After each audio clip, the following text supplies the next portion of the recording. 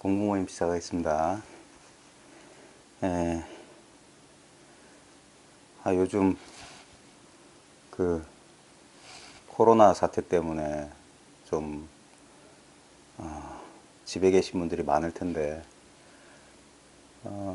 뭐 전염병이 퍼져나가는 것도 문제인 것 같지만, 이제 우리 개개인의 그런 어떤 그 심리 상태를 보면, 이게 코로나 뭐 사태는 그냥 갑작스럽게 생겨난 어떤 조건이고, 우리 인간 각자에게 이제 그 코로나 사태가 이제 우리들에게 이제 환기시켜주는 인간의 조건이랄까? 그게 뭐냐면 지금 아마 강하게 지금 느끼고 있는 것 중에 하나가 그 고립감. 사람들이 이제 코로나 사태 이렇게 벌어지면서 주위에 이제 뉴스 같은 걸 보게 되면 뭐 유럽에서 동양인들에 대한 혐오라든지, 그 다음에 우리 같은 나라 안에서도 특정 지역 사람들에 대한 그런 의심이나, 고립감이라고 하는 건 기본적으로 분리감 내지 분열감이고, 그 분리감 분열감의 밑바탕에 보면 다양한 어떤 심적인 그런 그 기제들이 있는데, 그 중에 하나가 의심이에요. 분리감은 의심을 불러일으키고, 의심은 불안, 공포를 일으켜요. 특히 고립되었다고, 우리가 타인과 어떤 소통이라든지 세상과의 소통이 원활하지 않고 홀로 분리되고 분열되고 고립됐다는 느낌이 들면, 그 고립의 느낌이 딴 게 아니라, 고립의 느낌 따로 있고 불안감 따로 있고 의심 따로 있는 게 아니라, 바로 고립감이 바로 분열감이고 분리감이고 의심이고 불안이에요. 그게 이제 점점 공포, 이름은 다양하지만 어떤 기본적으로 그런 분리되어 있다는, 나 홀로 떨어져 있다는 그런 느낌들이 그런 다양한 그런 부정적인 감정들을 불러일으킵니다. 그래서 코로나보다 저는 더 무서운 게, 모든 사람들 내면에 잠재되어 있던 분열감, 불안감, 고립감. 그래서 그 잠재되어 있는 인간 본성에 잠재되어 있는 그 분리감이 바로 불안이고, 그 불안은 어떤 인연 조건만 만나면 공포나, 그 공포가 이제 변형된 게 뭐냐면 어떤 타인들에 대한 폭력이라든지 그런 거예요. 배제, 분리시키고, 2차 대전 때 나치가 유대인들에게 했던 거, 과거 백인들이 흑인들에게 했던 거, 또는 우리나라에서도 지역에서도 동쪽 서쪽 간에 그런 지역 감정도 마찬가지고, 요즘 코로나 사태 때문에 또 특히 대구 경북 지역 분들, 저희 도반 가운데도 대구 경북 지역 분들이 많으신데, 그래 한 거의 한 2주 됐네, 한 3주 됐나, 얼굴을 못 뵈서 개인적으로는 참 걱정스럽습니다. 사람 두려움 때문에 너무 많이 움츠려져 있는 것 같기도 하고, 물론 여러 가지 이제 그런 질병이 이렇게 퍼져 나가는 것에 대해서 심각하게 생각해야 되고 조심해야 되겠지만, 근데 이제 공부하는 사람들은 항상 근원의 입장, 본질의 입장을 잘 봐야 되는데, 보면 이게 자연 발생적인 것이라고도 볼 수 있지만, 그 자연 발생이라고 하는 것에 우리의 인간의 어떤 인간의 목도 분명히 거기에 그 책임이 있다고 저는 생각하거든요. 그래서 이런 기회가 기후변화라든지 질병의 창궐이라든지 빈부격차, 사회적인 문제도 마찬가지인데, 그러면서 이 인간 자신, 이 다른 사람 사회를 탓하고 어떤 구조를 탓하기 전에 인간 내면에 그 분열된 자기 분열을 이렇게 자각하는 좋은 계기였으면 좋겠는데, 고난이라든지 역경이라는 게 이게 꼭 부정적인 것만 아니거든요. 인간 스스로를 돌아볼 수 있는 좋은 계기가 될 수 있는데, 그런 데서 교훈을 얻어야 되는데, 우리 인류 역사가 많이 보여줬던 게 뭐냐면, 항상 극단으로 치우쳤던 어떤 그 상황에서 인간이 어떻게 회심하는, 반성하고, 우리 앞서 예를 들었던 나치 문제라든지 인종차별 문제도 20세기 들어서 인간들에게 아주 좋은 어떤 인식 전환의 계기를 마련해 줬어요. 그래서 21세기에 지금 세계적인 기후변화나 이런 질병의 창궐, 그 다음에 나날이 깊어가는 빈부격차 문제가 사람들에게 한번 자기 자신의 본성을, 우리들의 왜곡된 성품을 돌아볼 수 있는 좋은 계기가 된다면 좋겠는데, 그러지 못할까 봐 조금 그게 안타까워요. 사람들이 너무 공포에, 이 공포, 우리 인간 개인이 마찬가지인데, 아주 합리적이고 이성적인 사람도 자기 내면에서 일어난 공포감이나 그 불안감에 이렇게 휩싸이게 되면 시야가 좁아들어요. 터널 시야라고 해가지고 합리적인 판단을 하지 못하게 되고, 지금 목전 당장의 자기 생존, 그 생존의 그 욕구에 그 끄달리게 돼가지고 아주 동물적인 수준의 아주 직물적인 판단을 하기가 쉽기 때문에, 이런 걸 참 이럴 때일수록 사람들이 연대해야 되고 소통해야 되고 마음을 열어야 되는데, 편을 가르게 된다든가 특정 지역을 혐오한다든가 어떤 책임을 전가하는 서로 편 가르기, 이게 이게 계속 분열이거든요. 분열, 끝없는 분열. 분열은 고통을 낳고, 이 통합, 이 합일은 이 치유를 낳는 겁니다. 간단한 마음의 움직임이에요.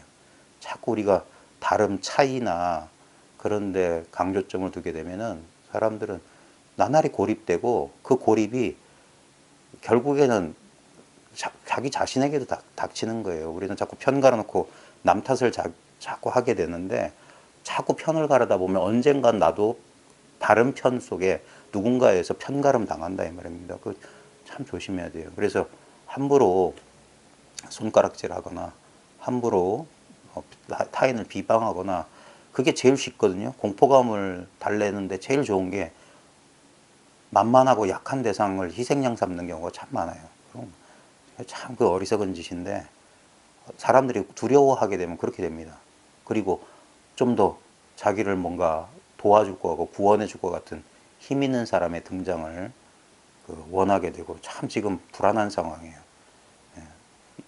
지난 세기 초에도 이런 비슷한 상황이 있었거든요. 그때 파시스트들이 등장했고, 그리고 시민들의 그 합리적인 판단을 못했던 시민들이 결국 어리석은 세계 1, 2차 대전이니 각 지역의 분쟁이니, 우리나라도 이제 이데올로기 대립 때문에 6.25 전쟁을 벌써 아직 100년도 안 지난 일인데 겪었는데, 21세기 초 이제 겨우 21세기 이제 10년, 20년, 5분의 1쯤 지났는데 또 이 불안한, 이상하게 반복되는 이상한 세계적인 분열이라든지 전쟁, 기아, 뭐 질병, 역병, 사람들의 그 편안한 일상을 방해하는 이런 것들에서 사람들이 과거의 경험을 통해서 좀 교훈을 얻어서 좀 새로운 반응, 새로운 대응을 보여줬으면 좋겠는데, 그렇지 못하는 게 참 안타깝습니다.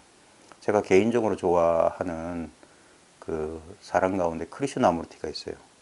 크리슈나무르티가 그 자기로부터의 혁명이라는 그 유명한 책 제목, 아마 80년대 20대를 보냈던 분들은 다 한 번쯤은 들어봤을 거예요. 자기로부터의 혁명. 그 80년대가 우리 사회에서 그 어떻게 보면은 그 혁명의 시기였고, 어떤 사회 운동이 막 그 터져 나오던 그 시기에 전혀 그 시대에 어울리지 않는 자기 내면에부터의 혁명, 자기로부터의 혁명만이 근본적인 사회 변화를 가져온다라고 하는, 그 당시에는 참 받아들이기 힘든 사유였는데, 저한테도 좀 영향을 줬던 것 중에 하나가, 그분이 그랬어요.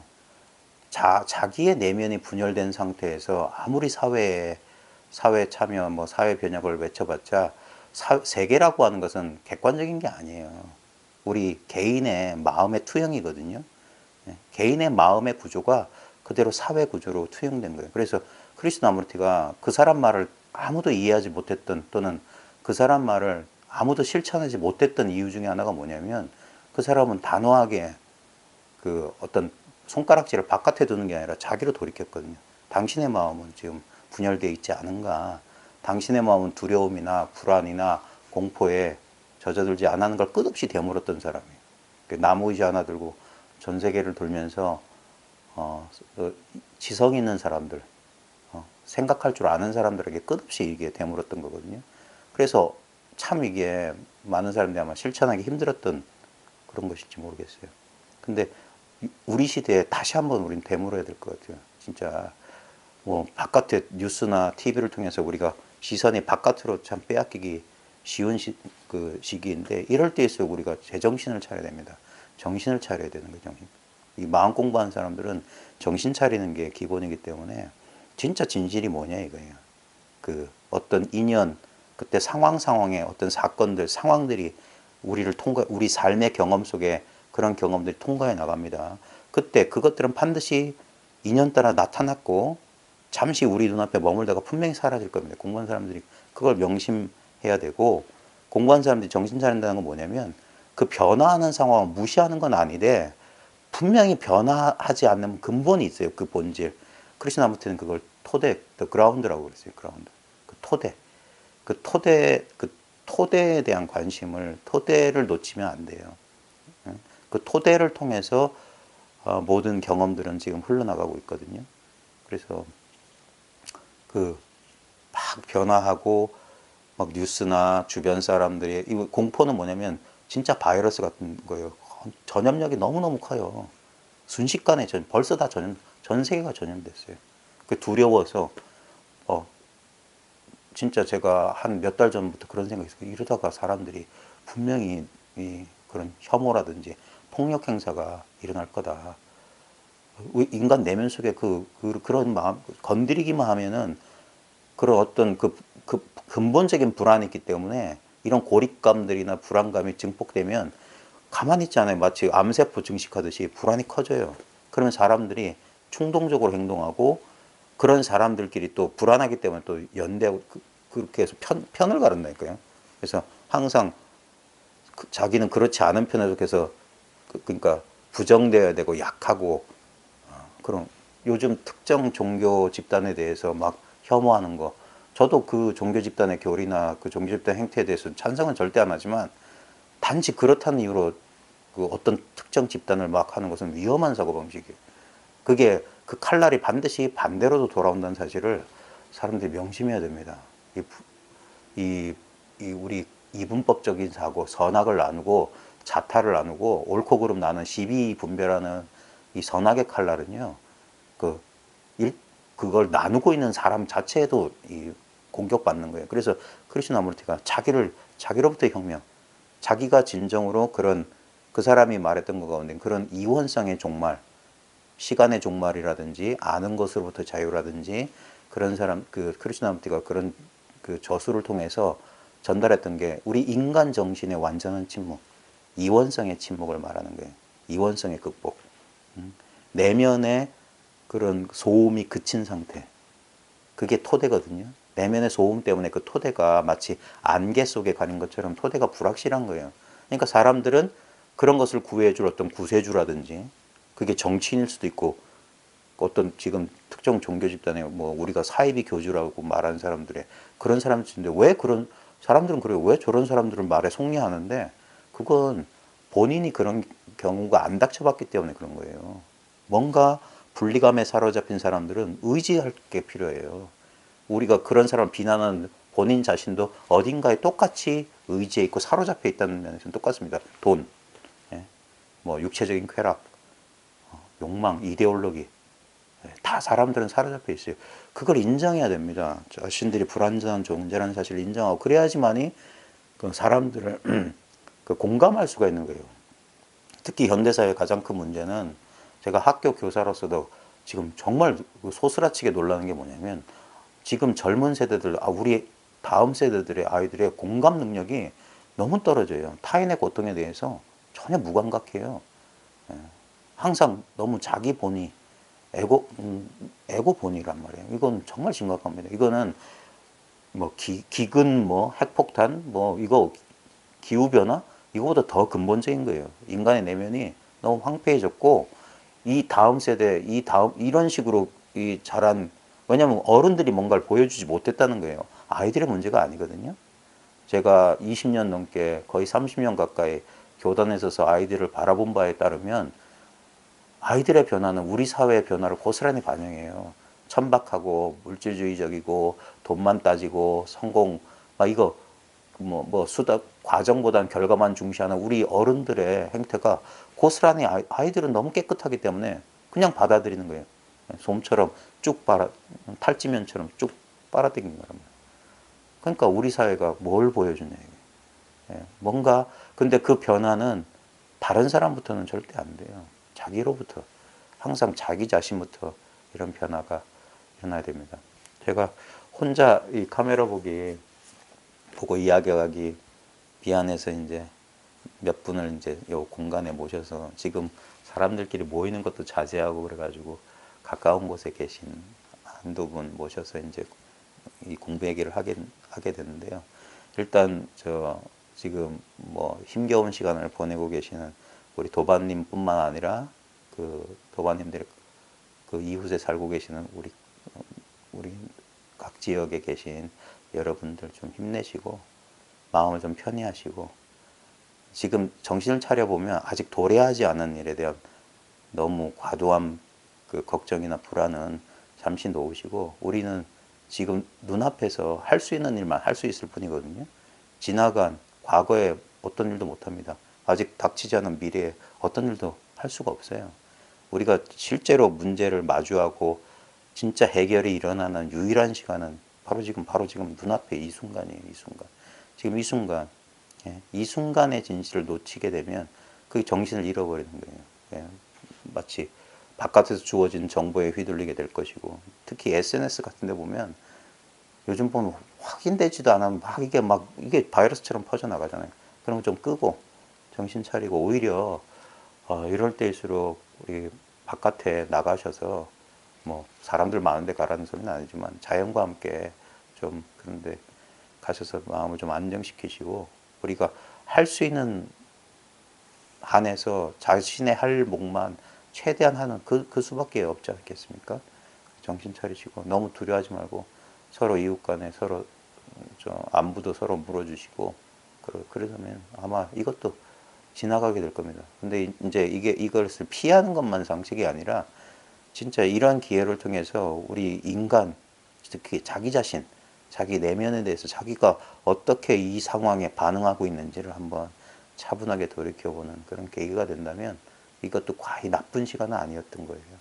지나고 보면 아마 사람들한테 큰 교훈을 주는 우리가 역경을 통해서 인간이 진화해 왔듯이 우리 인류 역사가 증명해 주는 거거든요. 여러 가지 기후, 생태계 변화, 사회 구조 변화 속에서도 인류는 어떻게든 생존해 남았습니다. 그 생존, 그러니까 그런 거예요. 이게 우리가 스스로 자멸할 것이냐, 좀 더 성숙하고 진화할 것이냐, 선택의 기로 뭔가 이런 게 기후 변화라든지 여러 가지 사회 구조의 심각한 사회 문제라든지 이런 것들이 많은 사람들이 이렇게 느낀다는 것은 뭔가 우리에게 이제 선택의 그 압박이 들어오고 있다는 거예요. 이대로 다 같이 공멸할 것이냐, 아니면 또 다른 새로운 삶의 양태, 자본주의니 공산주의를 넘어선 20세기에 또 다른 새로운 어떤 이념이라든지 사회에 대한 비전 같은 것들을 뭔가 요구한다는 전체적인, 전 세계적인, 전 인류적인, 전 지구적인 그런 어떤 의식이 싹 트는 거예요. 그래서 좋은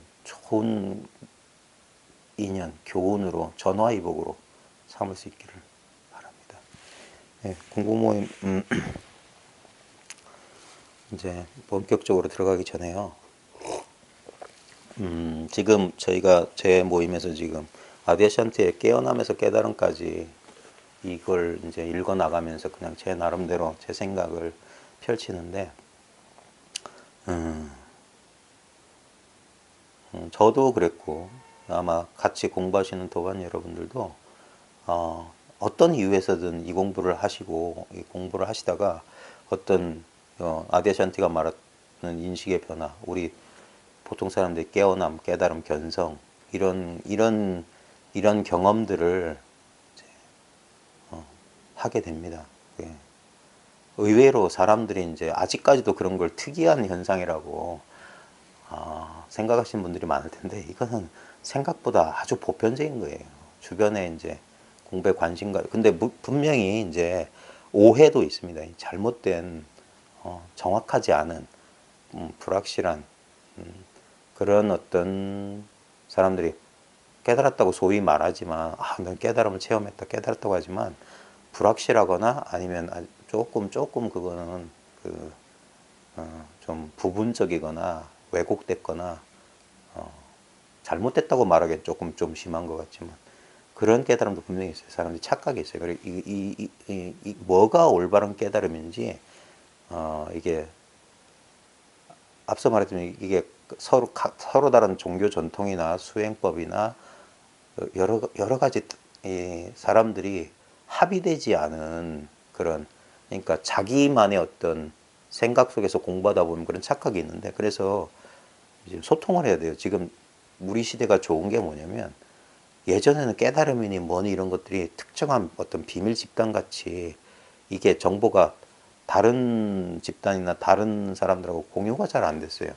그러다 보니까 신비주의적인 것으로 포장되고 잘 모르는 것으로 포장되다 보니까 서로 이렇게 좀 다른 그런 생각을 가질 수가 있었는데, 요즘은 이 좋은 시대가 뭐냐면 전부 정보가 공개되고, 이게 이 네트워킹, 이 인터넷 시대의 장점 중에 하나가 뭐냐면 모든 정보가 그냥 삽시간에 이제 모든 사람이 공유할 수 있게 되는 그런 시대예요. 그래서 지금 보면은 불교 전통만 하더라도 공시적으로 막 이렇게 시대적으로 발달했던, 또는 통시적으로 각 지역별로 이렇게 흩어져 있던 것들이 인터넷상이든 웹상이든 아니면 실제로 이제 이런 것들이 함께 공유되는 시대거든요. 예전 같으면 뭐 남방에서 우리 70년대 80년대만 하더라도, 그때 그 당시 수행풍토만 하더라도 남방에 뭐 미얀마나 저 스리랑카나 태국에서 무슨 불교를 하는지 관심도 없었고 몰랐고 알 수도 없었고, 그래서 티베트 불교에 대해서도 몰랐을 거고 힌두교나 그런 거 몰랐어요. 근데 80년대를 지나면서 이제 이런 것들이 이제 소통되기 시작하면서 서로 이제 자기 전통에서만 이렇게 가지고 있던 어떤 고정된 그런 어떤 개념이나 그런 전승에서 벗어나서 서로 다른 전승, 가장 대표적인 예가 80년대인가? 그때 라마나 마하리시가 국내에 소개됐을 때, 그 당시 수많은 그 번역 작업을 하셨던 어떤 스님, 그분이나 많은 그 당시 출가 수행자들이 그 자신들의 선불교 전통에서의 그 공부하고 그분의 공부하고 유사점도 있고 물론 차이점도 있었겠지만 많은 공통점을 찾았어요. 시신마, 나는 누구인가라는 어떤 질문을 계속 이렇게 하는 과정에 마치 우리 흡사 시신마 화두하는 것과 비슷하고 뭐 그래서 했는데, 그런 걸 통해서 우리가 다른 사람들하고 이렇게 교류해야 되는 것의 중요성 가운데 뭐냐면 차이를 통해서 자기 자신을 더 잘할 수 있거든요. 예?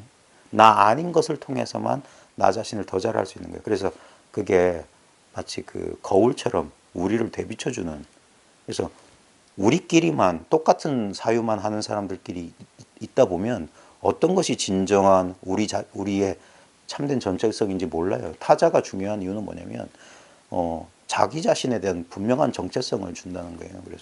그래서 서로 교류하면서 그런 공통점과 차이점을 이렇게 서로 소통하는 가운데서 뭔가 서로에게, 그 상대방도 마찬가지입니다. 그러면서 이게 여러 제한된 시야가 아니라 여러 시야가 모여서 마치 우리가 인터넷에 이제 집단지성 같은 거예요. 한 사람의 지식의 범위는 아주 제한될 수 있는데 수많은 사람들이 모여 다중의 지성이 모이게 되면 이것이 아주 놀라운 어떤 보편적인 시각을 제시하거든요. 제가 얼핏 들은 얘기 가운데 이런 거 있어요. 한 사람이 뭐 무게를 측정한 어떤 사물의 무게를 한번 추측해 보라 하면은 맞출 확률이 뭐 50대 50 정도밖에 되지 않는데, 똑같은 사실을 여러 사람이 이렇게 한번 추측한 다음에 그걸 이렇게 나누어 보면은 거의 실제하고 흡사한 그런 확률을 갖는다는 그런 얘기를 들었거든요. 그러면서 집단지성의 중요성, 혼자만의 편견에 사로잡힌 게 아니라 서로 많은 사람들끼리 같은 어떤 상황에 대해서 의견을 제시하고 그거를 최대한 이렇게 수렴할 수 있을 때, 그때 우리는 어떤 보편적인 시야를 얻을 수 있다. 그래서 좀 열린 마음을 가져야 돼요. 불교는 남방만 이것만이 절대고 저건 아니라는 식 마찬가지고, 이 북방의 전통에서도 남방을 소승 뭐 이렇게 폄하하는 식의 그런 것들은 그것도 똑같은 차이 구별짓기거든요. 예, 이제 불교라는 어떤 특정 종파의 종교 입장에서 보면 모두가 일불제자예요. 어떤 형식으로 변화, 발전, 전승되었든 간에 근본적으로 그 시작점에 보면은 석가모니라고 하는 고타마 시달타 석가모니라고 하는 어떤 한 인간의 위대한 발견을 통해서 이 시야가 공유된 거거든요. 그러면서 각 지역, 문화, 그 시대 상황의 전승에 따라서 변화 발전한 것이고 다른 종교도 마찬가지입니다. 기독교든 힌두교든. 그래서 이런 것들이 모두 우리가 개체적인 인간의 입장에서 차이 두는 게 아니라 인간의 보편적인 의식, 인간의 가장 인간다움, 진정한 참된 정체성은 뭐냐면 이게 물질적인 것일 수가 없어요. 만약에 물질적인 것이면 피부 색깔, 뭐 여러 가지 차이가 있을 수 있지 않습니까? 그래서 뭔가 이건 무형의 것이고 어떻게 말하면 정신적인 것일 수 있는데 정신적이라는 그런 추상적인 용어에서도 이게 모양 있는 게 많아요. 어떤 특정한 이념, 교리 이런 건 전부 모양 있는 거고 진정한 의미에서 우리가 정신적인 것이라고 하는 것은 물질적인 것을 초월했다고 하는 것은 형태를 초월했단 말이거든요. 무형의 것이어야 되고 어떤 제한된 어떤 그 규범을 가지면 안 됩니다. 인간의 진정한 본성이라고 하는 것은 가장 직접적인 우리의 가장 직접적인 체험으로 말하면 우리가 보통 우리를 인간 인류라고 할 때 모든 인간의 가장 차별 없는 경험, 차별 없는 본질이 뭐냐면 제가 개념을 동원해서 서로 소통하기 위해서 개념을 쓰자면 의식 그 자체예요. 예? 우리가 의식이 있다 할 때, 근데 그 의식이 있다, 의식이 없다는 의식은 상대적인 의식이고, 의식이 있을 때나 의식이 없을 때나 절대 변함없는 어떤 그 근원적인 의식, 그걸 순수 의식이라고 하기도 하고, 불교에서는 성품이라고 하는 거, 불성이라고 하는 것을 이름이 다를 뿐이지 가리키는 바는 다를 수가 없어요. 그게 뭐냐면 지금 눈앞에 있는 이 의식이에요. 우리가 이 언어가 만들어내는 개념이 만들어내는 제한된 분별 속에 있으면 나는 인간이라고 하는 개념에 제한돼요. 인간이라고 하는 개념이 그 정의라고 하는 것은 이 제한하는 거거든요. definition이라고 하는 것은 그 분리하고 나누는 거예요. 그래서 무엇과 무엇 아닌 거 그게 정의거든요. 예. 그래서 우리가 인간이란 정의 그 개념에 사로잡히게 되면 인간이 이 세계하고 분리가 돼요. 근데 우리 의식이라고 하는 건 우리 세계라고 하는 것이 뭐냐면 우리는 세계라는 개념으로 우리 눈앞에 있는 뭐 방바닥이라든지 카펫이라든지 뭐 카메라 뭐 삼각대 이런 것들 뭐 소파 이런 것들을 자아와 구별되는 다른 형태를 가진 것들을 다 세계로 이렇게 뭉뚱그리는데 그 전부 개념이고 생각 분리의식이거든요. 그게 아니라 모든 분리의식을 지금 모두 포함하고 있는 이 전체적인 개념이나 모양이나 개념을 쫓아가면 전부 천차만별 분리인데 싹 그게 탁 침묵해버린 순간 갑자기 모든 것이 하나라는 개념도 동원할 수 없는 그런 전체로서 이게 통합되어 있거든요. 지금 눈앞에 있는 이 의식을 말하는 거예요. 이 의식 속에 자아라고 하는 분리감, 세계라고 하는 분리감이 이 하나로 나뉘어지지 않는 하나의 의식 속에서 나타나는 하나의 감각 현상에 불과한 겁니다. 그래서 이걸 환영이나 꿈에다가 비유하는 거예요. 예?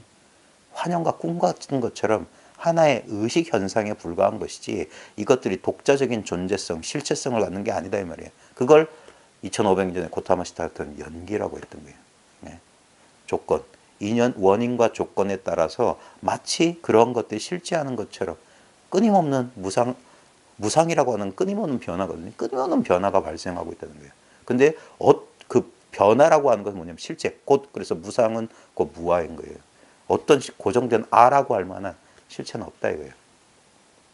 그런 것이 하나의 이론이나 이데올로기가 아니라 진정한 자신의 실제적인 경험이 될 때, 그래서 우리가 이론이나 개념 모든 것을 정의 내리고 구분 짓는 사고로부터 자유롭게 될 때 어떠한 또 다른 삶의 가능성이 펼쳐질지는 이건 모르는 거예요.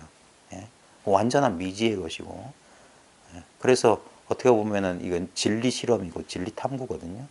예전에는 이런 사유를 이런 경험을 했던 사람들이 극소수였습니다. 왜냐하면 정보가 제한되고 사람들끼리 이렇게 소통하기가 불편했기 때문이에요. 근데 지금 당나라, 송나라 뭐 20세기를 넘어서 지금은 물질적으로도 소통과 이 공유가 훨씬 편하고 빨라졌지만 우리 지리적인 그 교통만 하더라도 지난 100년하고 지금하고 비교할 수가 없잖아요. 근데 그걸 넘어서 지금 우리가 지금 이렇게 영상을 통해서 만날 수 있는 거 보면은 이미 이러한 어떤 이런 과학기술이나 정신의 소통은 더 빨라지는 시대에 온 거예요. 그래서 예전보다 훨씬 더 많은 사람들이 아까 모두에 말씀드렸던 깨달음이니 견성이니 하는 게 보편적인 현상으로 자리 잡게 된 겁니다. 그래서 저희 이 책에서도 제 앞문장이 참 좋았던 것 중에 하나가 오늘날 세계적으로 하나의 현상이 일어나고 있다. 점점 더 많은 이들이 깨어나서 여시라고 진정한 실제를 바로 볼 수 있게 되었다. 이거는 에카르 톨레도 그런 말을 자기 저서에도 말했고 이게 뭔가 이쪽에 민감한 사람들이 21세기 들어서 모두 다 공감하는 거예요. 뭔가 새로운 그래서 WHO에서도 건강이란 개념을 새롭게 정의 내릴 때 예전에 물질적, 전심적이라는 표현을 썼는데 지금은 영적인 건강도 얘기하거든요. 그래서 과거에는 영적이란 말은 비과학적인 언어였어요. 서구권에서는 스피리추얼이라면 마치 영매, 막뭐 무당, 뭐 샤머니즘 이런 걸 연상했기 때문에 비과학적이라고 생각했던 그런 용어가 이제는 WHO라는 전 세계적으로 공인된 그런 곳에서도 영적인 건강을 이야기하고 앞으로 영성의 시대, 물질의 시대가 가고 정신의 시대, 그 다음에 이제 새로운 어떤 시대가 온다. 그게 영성의 시대다. 예전에는 무슨 비전처럼 전해 내려오는 그 신비주의 같은 내용이 마치 우리가 뭐 컴퓨터 뭐 업그레이드 할 때 컴퓨터 사양에 대해서 이야기하듯이 뭐 스마트폰 기종 얘기하듯이 이제는 앞으로 올 시대에는 이런 이야기가 그냥 보편적인 상식에 속하는 시대가 올 것이다. 모든 것이 의식이고 자아라고 하는 어떤 고정된 실체가 없다는 것이 마치 지구는 둥글다. 그걸 우리가 실제 경험으로서는 공감하지 못하더라도 기본적으로 우리가 학교에서 배워서 다 알고 있는 것처럼 그런 시대가 올 것이다. 중력이 있다는 사실을 알듯이 이러한 사실이 있다는 사실을 이제는 누구나 알 수 있는 시대가 아마 2세기 안에 21세기 안에 그런 세계가 올 것이고 새로운 제가 가지고 있는 건 뭐냐면 뭔가 새로운 인간의식의 도약이 펼쳐지는 시기가 되지 않을까. 그런 증거들을 곳곳에서 확인할 수 있거든요. 우리가 부정적인 것에만 우리가 막 신경을 쓰게 마련인데 그래서 막 인터넷에 그 뭐 가짜 정보, 가짜 뉴스, 쓰레기 같은 정보만 있는 게 아니라 잘 찾아보면 거기에 진짜 그 돈으로 따질 수 없는 그런 정보, 그런 컨텐츠들이 넘쳐나고 있는 것도 사실이거든요. 그래서 이런 시대에 좀 많은 사람들이 이것을 그 정보라고 하는 것은 이게 어딘가 제한되고 있거나 감춰져 있으면 안 돼요. 이건 공개돼야 돼요. 진리의 여러 가지 특성 가운데 진리의 여러 특성이 있는데 그 중에 하나가 뭐냐면 이 열려 있는 개방성이에요. 진리는 활짝 드러나 있는 거예요. 지금 많은 사람들이 이제 이것을 자신의 구체적인 감각 경험으로서 깨닫지 못해서 그런데 바로 지금 진리는 눈앞에 있는 이거예요. 지금 목전의 모든 경험이 우리가 진리라고 하는 죽은 추상적인 개념에 속아서 그런 거예요. 그래서 그 개념 말고 그런 진리라는 개념으로 표현하려고 했던 실제를 이성적인 추론을 한 개념에 대한 정의 말고 말 말고 생각 말고 그 말과 생각이 가리키려는 우리 저 화장실 표시 있잖아요. 그 남성 표시, 여성 표시 그런 것들이 실제 남성, 실제 여성은 아닌데 그런 이미지, 기호를 통해서 가리키려고 실제 그게 뭐냐면 예를 들어서 남성 표시라면 그게 바로 자기 경험이잖아요. 우리가 남성 그러니까 저런 화장실에 있는 그런 기호 저게 남성이구나 하면 그건 속은 거죠. 기호에 속은 거고 실제 남성은 뭐냐면 그걸 보고 있는 자기잖아요. 마찬가지입니다. 진리, 하나님, 견성, 깨달음 그건 마치 화장실 앞에 있는 기호 쳐다보고 있는 거예요. 그 기호를 통해서 전달하려고 하는 게 도대체 뭐냐 이거예요. 깨달음이니 진리가 뭐냐면 바로 지금 자기 자신이라는 얘기거든요.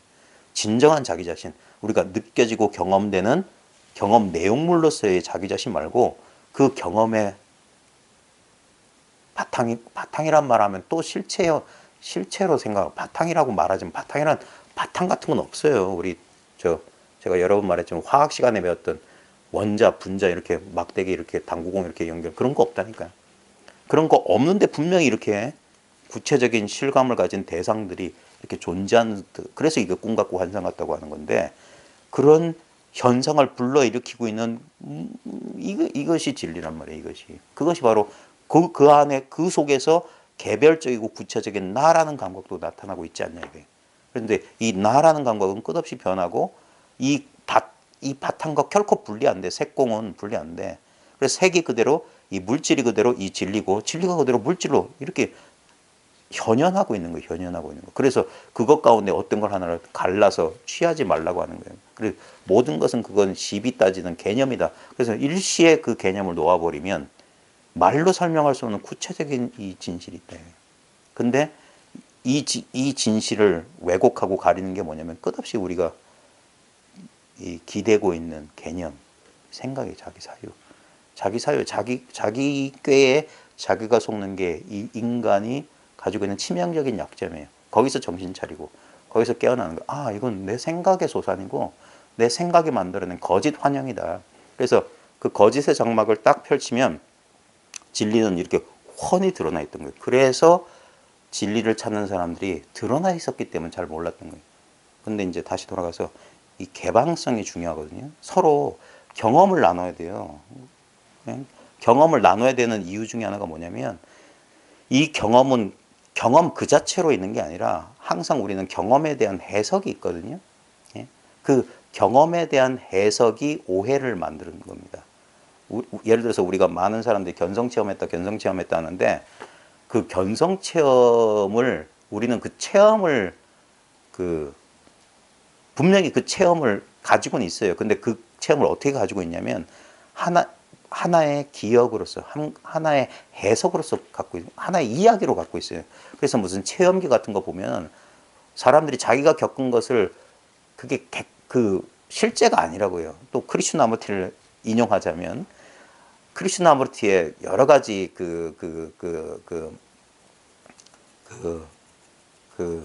중요한 그 명제들이 있는데 그 중에 하나가 말은 결코 실제가 아니다. 이거 참 중요한 겁니다. 말은 결코 실체도 아니고 실제도 아니에요.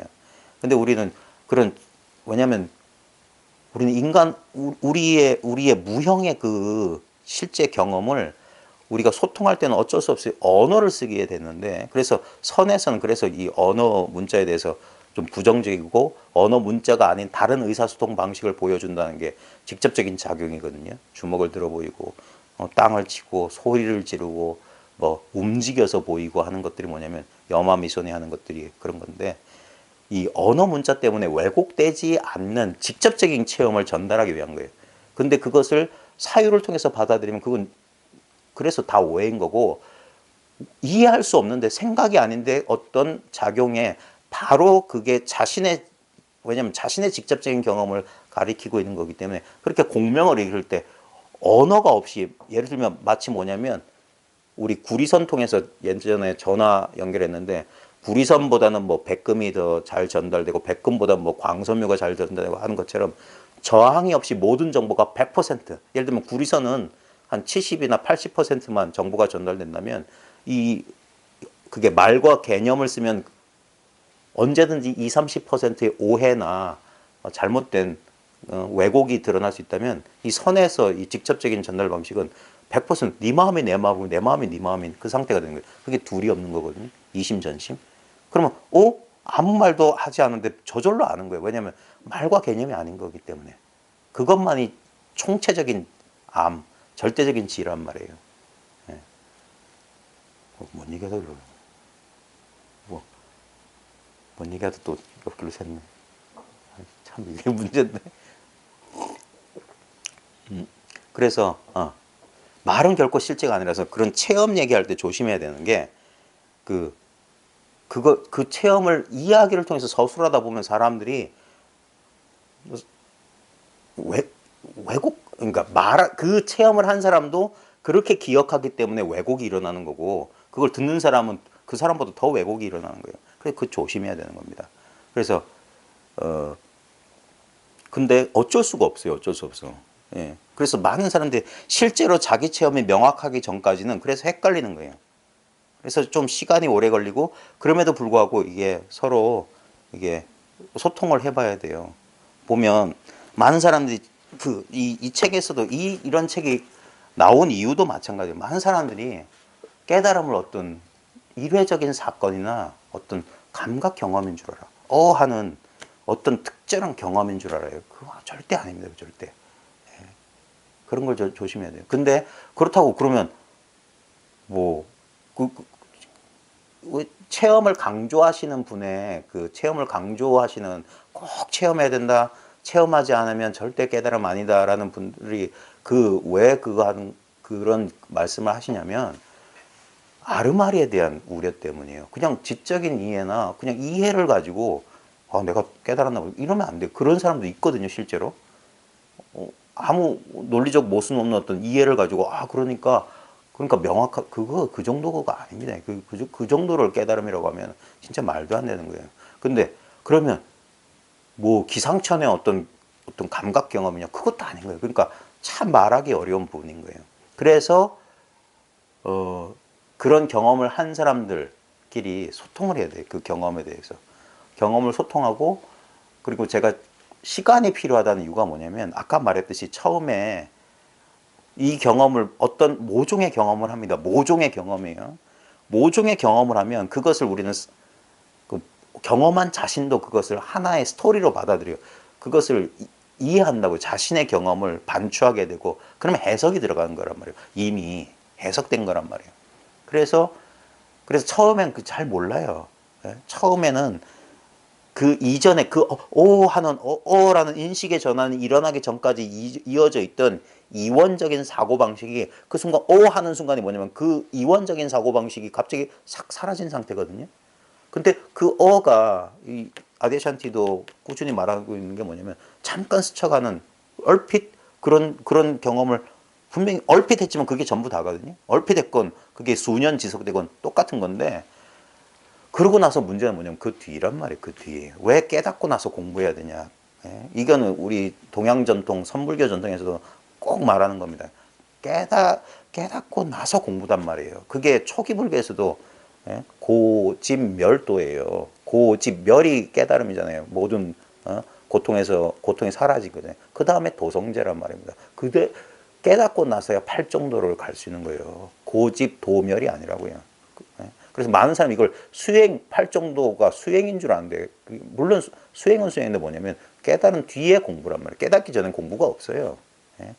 오직 깨닫고 나서 그 다음에 진정한 마음 공부가 시작되는 거란 말이에요. 그래서 처음에는 그래서 이분법적 사고가 갑자기 일순간 어떤 아주 구체적인 직접적인 경험입니다.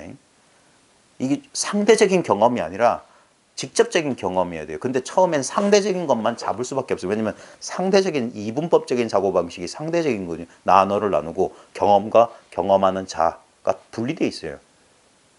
우리가 그 정도로 언어의 개념에 취해 있다니까. 그 개념에서 일순간 벗어난다는 것은 그거는 이치에 맞지 않아요. 그래서 한 것을 우리는 자기 경험을 자기가 생각합니다. 자의식이 있어요, 인간이. 근데 그 자의식이 뭐냐? 이분법적인 거예요. 그래서 우리는 그 순간의 경험을 이분법적인 해석으로, 이분법적인 소설로 받아들여요. 그래서 처음에 실수하는 거예요, 처음에. 어떤 엉뚱한 것을, 그러니까 진리를 그래서 얻었다, 깨달았다는 개념이 생기면 안 된다고 말한 것은 그런 피해를 경험했던 사람들이 하는 거예요. 그걸 지나고 보니까 그때 내가 법이란 걸 따로 잡았구나, 실수했다는 걸 깨닫는 것이지, 그 당시엔 몰라. 그 당시엔 그게 분명하지. 그러니까 처음에 요 뒤에 나올 겁니다. 얻었다 잃었다 게임이란 게 처음에 얻은 줄 알아요. 전부. 왜냐면 그게 경험이고, 생전 처음 해본 경험을 했으니까. 내가 체험했다는 게 뭡니까? 나와 체험 둘이라는 소리예요. 내가 어떤 경험을 했다 이거예요. 근데 이 체험이 알려주는 게 뭐냐? 이게 한 소식이다. 한 소식 했다는 게 알려주는 게 뭐냐면 실제로 뭐냐? 이게 진짜 이거를 알려준 소식이었는데 그때 분리된 상태는 내가 있고 이 체험이 있어. 그러니까 덥석 잡는 거예요. 그리고 이게 유지될 때는 공부 상태에 있는 거 같고 깨달은 것 같다가 이것은 인연 따라 온 거기 때문에 반드시 지나가요. 그러면 이게 상실감, 허탈감을 느끼는 거야. 뭔가 잃어버린 것 같고. 그래서 이거 오기 전보다 더 못한 상태에 빠져요. 예? 그게 이 체험을 강조하게 되면 체험을 강조하는 이유가 다시 한번 자꾸 중문한 말이에요. 그냥 이해로 이치를 깨달은 걸 깨달았다고 착각하고 한 거예요. 절대 이건 이치 아닙니다. 이치 없어요. 예? 그래서 분명히 해야 돼. 그래서 체험을 강조하신 분들은 체험을 한번 꼭 해야 된다. 근데 이 체험이 뭐냐? 중요한 건 뭐냐면 이 체험을 통해서 이 어떤 구체적인 경험 내용이 뭐 분명한 이걸 따지는 게 아닙니다. 그래서 그런 분들 찾아가면 그래요. 그렇죠. 열심히 자기 체험 얘기하면 한 6개월 뒤에 봅시다. 나중에 또 봅시다. 하는 이유가 뭐냐면 이거 지나가는 체험인지 아닌지 보려고 하는 거예요. 지나가는 체험을 했으면은 그건 지나가요. 근데 여기서 항구적인 깨달음은 뭐냐면 이게 안목이에요, 안목. 뭔가 인식의 전환이 왔으면 그 인식의 전환은 완전히 달라지는 거예요. 예를 들면 껌껌한 방에 불이 딱 켜졌는데 그럼 불 켜진 상태로 계속 있어야지. 어떨 땐 꺼졌다 켜졌다 꺼졌다 켜졌다 하면 그거는 아니잖아요. 그런 것처럼 마찬가지예요. 예. 근데 일시적인 어떤 감각적인 경험이나 순간적으로 합일감이 느껴질 수 있고 그런 어떤 그런 합일감, 문제가 사라진 것 같고 환희가 올 수도 있고 편안함, 무거운 짐을 내려놓은 것 같은 그런 편안함 올 수도 있고 그러면서 동시에 모르는 게 없다는 그런 어떤 통찰이 일어날 수 있어요. 근데 그게 일시적일 수 있기 때문에 체험을 강조하시는 분들도 좀 지켜봅시다 그런 거예요. 그리고 잘 보면 그런 체험이 단 일회적인 이벤트 사건으로 끝나는 경우는 거의 없습니다. 대부분은 두 차례, 세 차례, 많은 사람들은 뭐 수십 차례라는 보고도 있어요. 그런 것들은 뭐냐면 그런 어떤 그 제한됐던 인식의 벽들이 터져 나가는 경험들은 의외로 많습니다. 근데 이제 꼭 체험해야 된다라고 강조하시는 분이 있는가 하면 저 같은 부류가 있을 수 있어요. 꼭 특별한 체험은 아니더라도 이것은 특별한 체험이 아니다라고 강조하는 건 뭐냐면 체험이란 상에 또 사로잡힐까 봐 아르마리에 사로잡힐까 봐 체험을 강조하는 분들이 계신가 하면 거기서 좀 더 나가서 체험이 특별한 남다른 경험 상태라고 착각할까 봐 그것마저 또 다른 상이거든요. 그것마저 없어져야 돼요. 그냥 쉽게 말하면 이대로가 돼야 돼요. 이대로. 진리란 게 진리와 나가 분리된 게 아니라 나와 진리가 아무 차별이 없게 돼야 되는 거예요. 그게 그냥 이대로 해야 되는데 이게 참 말로는 참 설명하기 힘들어서 그래서 이걸 진짜 공부해 본 다음에 경험한 사람들끼리 오랫동안 모여가지고 같이 이걸 탐구를 해야 돼, 탐구를. 그러면서 이 경험을 못한 사람도 있고, 인식의 전환이 오라는 발견을 못한 사람이 있어요. 체험을 강조하는 사람들은 뭐냐면 이 관문을 설치해가지고 이해 수준을 착각한 사람들, 그 사람들 깨주기 위한 방편이에요. 그래서 이해 가치에서, 난 내가 그 깨달음이라고 착각했던 게 이해구나 하고 이걸 버리게 만들어서 실제적인, 진짜 직접적인 경험이어야 되거든요. 이해가 아니라 직접적인 경험이어야 돼. 그렇기 때문에 체험을 통해서 그걸 쳐줘서 그걸 극복하게 만들어주는 방편이고, 그래서 이 사람들이 실제로 한번 체험해 봐야 돼요. 예? 이게 참 그런 거예요. 체험에 있다 해도 좀 그렇고 없다 해도 그런데 어떠세요? 어떤 체험이 있으셨어요? 네, 그러니까 두 가지 말씀에 다 공감이 되는 것 같아요. 예. 체험이 있어야 된다는 아니 말씀. 본인은 어떠셨나요? 어, 있긴 있었던 것 같아요. 어떤 체험이었어요? 그냥 저는 그때 예. 당시에는 그냥 계속 이렇게 뭔가 뚜렷뚜렷하고 생생하게 예. 저를 포함해서 예. 그게 이제 한동안 계속 됐었거든요. 예. 근데 그때 선생님이 6개월, 그때도 똑같이 이제 6개월 뒤에 또 보자고, 그 생생한 게 공부가 아니라. 예. 그러니까 이제 좀 진정이 되는. 그랬어요? 저하고 그런 적이 있었어요? 처음에 왔을 때 제가 그래, 진짜 기억력이 없어. 그래, 녹화를 떠나야 돼. 난 기억이 없어요. 그래, 어떻게 됐어요? 그래서. 네, 그런 뚜렷뚜렷함 이런 거는 뭐 있을 때도 있고 이제 없을 때도 있지만 그 결국은 이제 경계였다라는 걸 제가 이제 인정을 하게 됐어요. 그러니까 훨씬 그러니까 그 뚜렷함이 나타나게 한 계기가 어떤 계기였어요? 그거는 이제 그 책 읽고 네. 유튜브 이제 네. 보다가 네. 이렇게 실감이 나더라고요. 아, 그래요? 네. 그러고 이제 그게 또 한동안 좀 여기 부산 왔다 갔다 하면서도 그런 느낌이 있고 네. 그래서 이제 그때마다 이제 근데 막 이렇게 막 흥분되고 이런 느낌은 아니라서 네. 선생님한테도 이렇게 와서 법문 듣고 있다가도 그냥 이렇게 말씀하시는 것도 너무 이렇게 생생하고 네. 그래서 그런 말씀을 몇 번 드렸었거든요. 네. 그러니까 그렇게 뚜렷뚜렷한 게 그 경계다. 네. 네, 한번 지켜보라고 그러셨을 거예요. 근데 지금은 이제 조금은 더 원만해진 것 같아요. 그걸 안 잡으니까 이제 한 얼마나 되셨어요?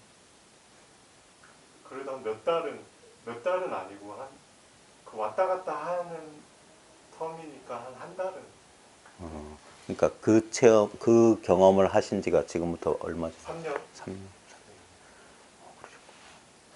호사님은 어떠셨어요? 저는 아까 선생님 말씀하신 그 똑같은 제 경험을 제가 했었는데 네. 저는 이제 그 너무나 오래전에 2002년도에 네. 그 체험이 보통 말하는 굉장히 크게 네. 그게 오면서 한 11개월, 1년 가까이 네. 그 체험 속에 지금 생각해 보면 그게 뭐 그 자리가 뚜렷하고 이런 게 아니라 그 체험 속에 네. 완전히 머무르면서 그걸 딱 완전히 저는 깨달았다고 생각하고 그 속에서 계속 너무나 이제 행복하고 기분 좋고 하는 거니까 그 속에서 그냥 날마다 그냥 자고 일어나면은 자동적으로 온몸이 그렇게 반응하고 네. 그냥 관념이고 생각이고 모든 게 다 발끝으로 다 사라져버리고 생각이 일어나도 사라져버리고 하니까 뭐 더 이상 나는 뭘 추구할 게 없을 것 같은 느낌이 들면서 네. 아, 이렇게만 되면 나는 아무 걱정이 없겠다. 그냥 세상이 너무 행복해 보이고 그냥 뭐 더 이상 추구할 것이 없다라는 생각이 들었거든요. 그 계기는 어떠셨어요? 2002년도에 어떤 계기로? 계기는 이제 그 당시에 선생님 법문을 제가 다니던 이제 네.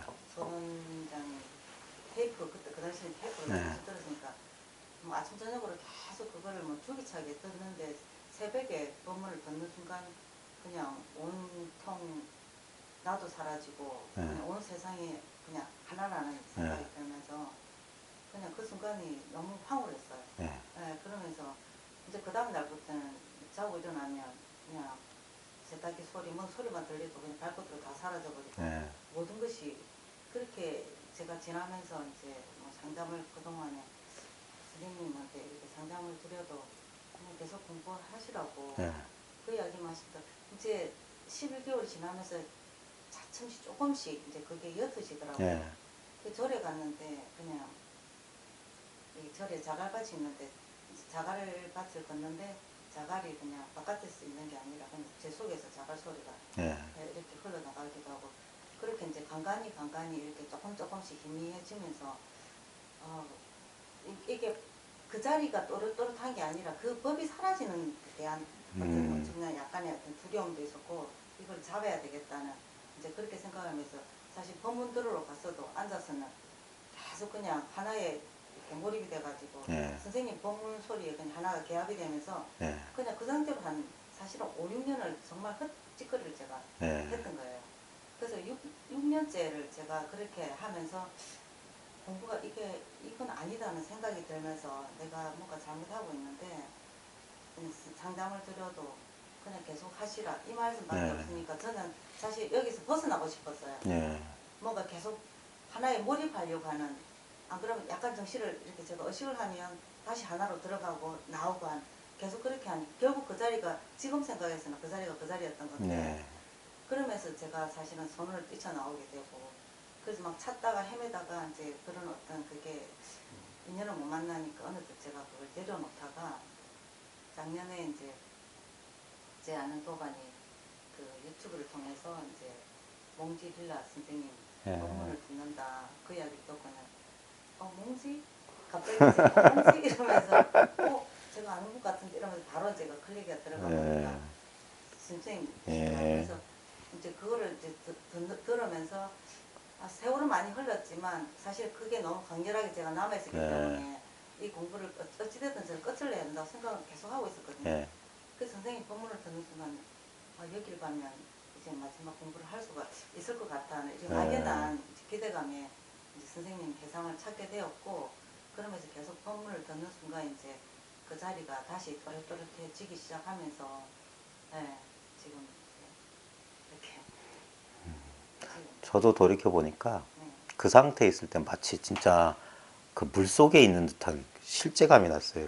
진짜 뭔가 거대한 속에 있는 것 같고 그러니까 다 이거밖에 없는 것 같고 그러니까 이 속에서는 다 문제가 해결되는데 문제는 뭐냐면 그렇게 물속에 있는 이거 하나로 다 있을 때도 근데 그것도 하나의 감각이었고 그 다음에 그런 어떤 전일감 확 이거 합일감은 사라졌고 이렇게 그래서 저것도 따라 있고 나도 따라 있고 감정도 따라 있고 이럴 때 막 당황스러울 때도 실제로는 그렇게 확 물속에 있는 것처럼 전일감 속에 푹 젖어 있을 때나 분열감 속에 막 산란해서 분열해 있을 때나 이게 똑같은 건데 그걸 못 받는 거예요. 그게 법상 경계에 떨어졌다고 하는 거예요. 이럴 때도 있고 저럴 때도 있는데 그걸 둘로 보는 거예요.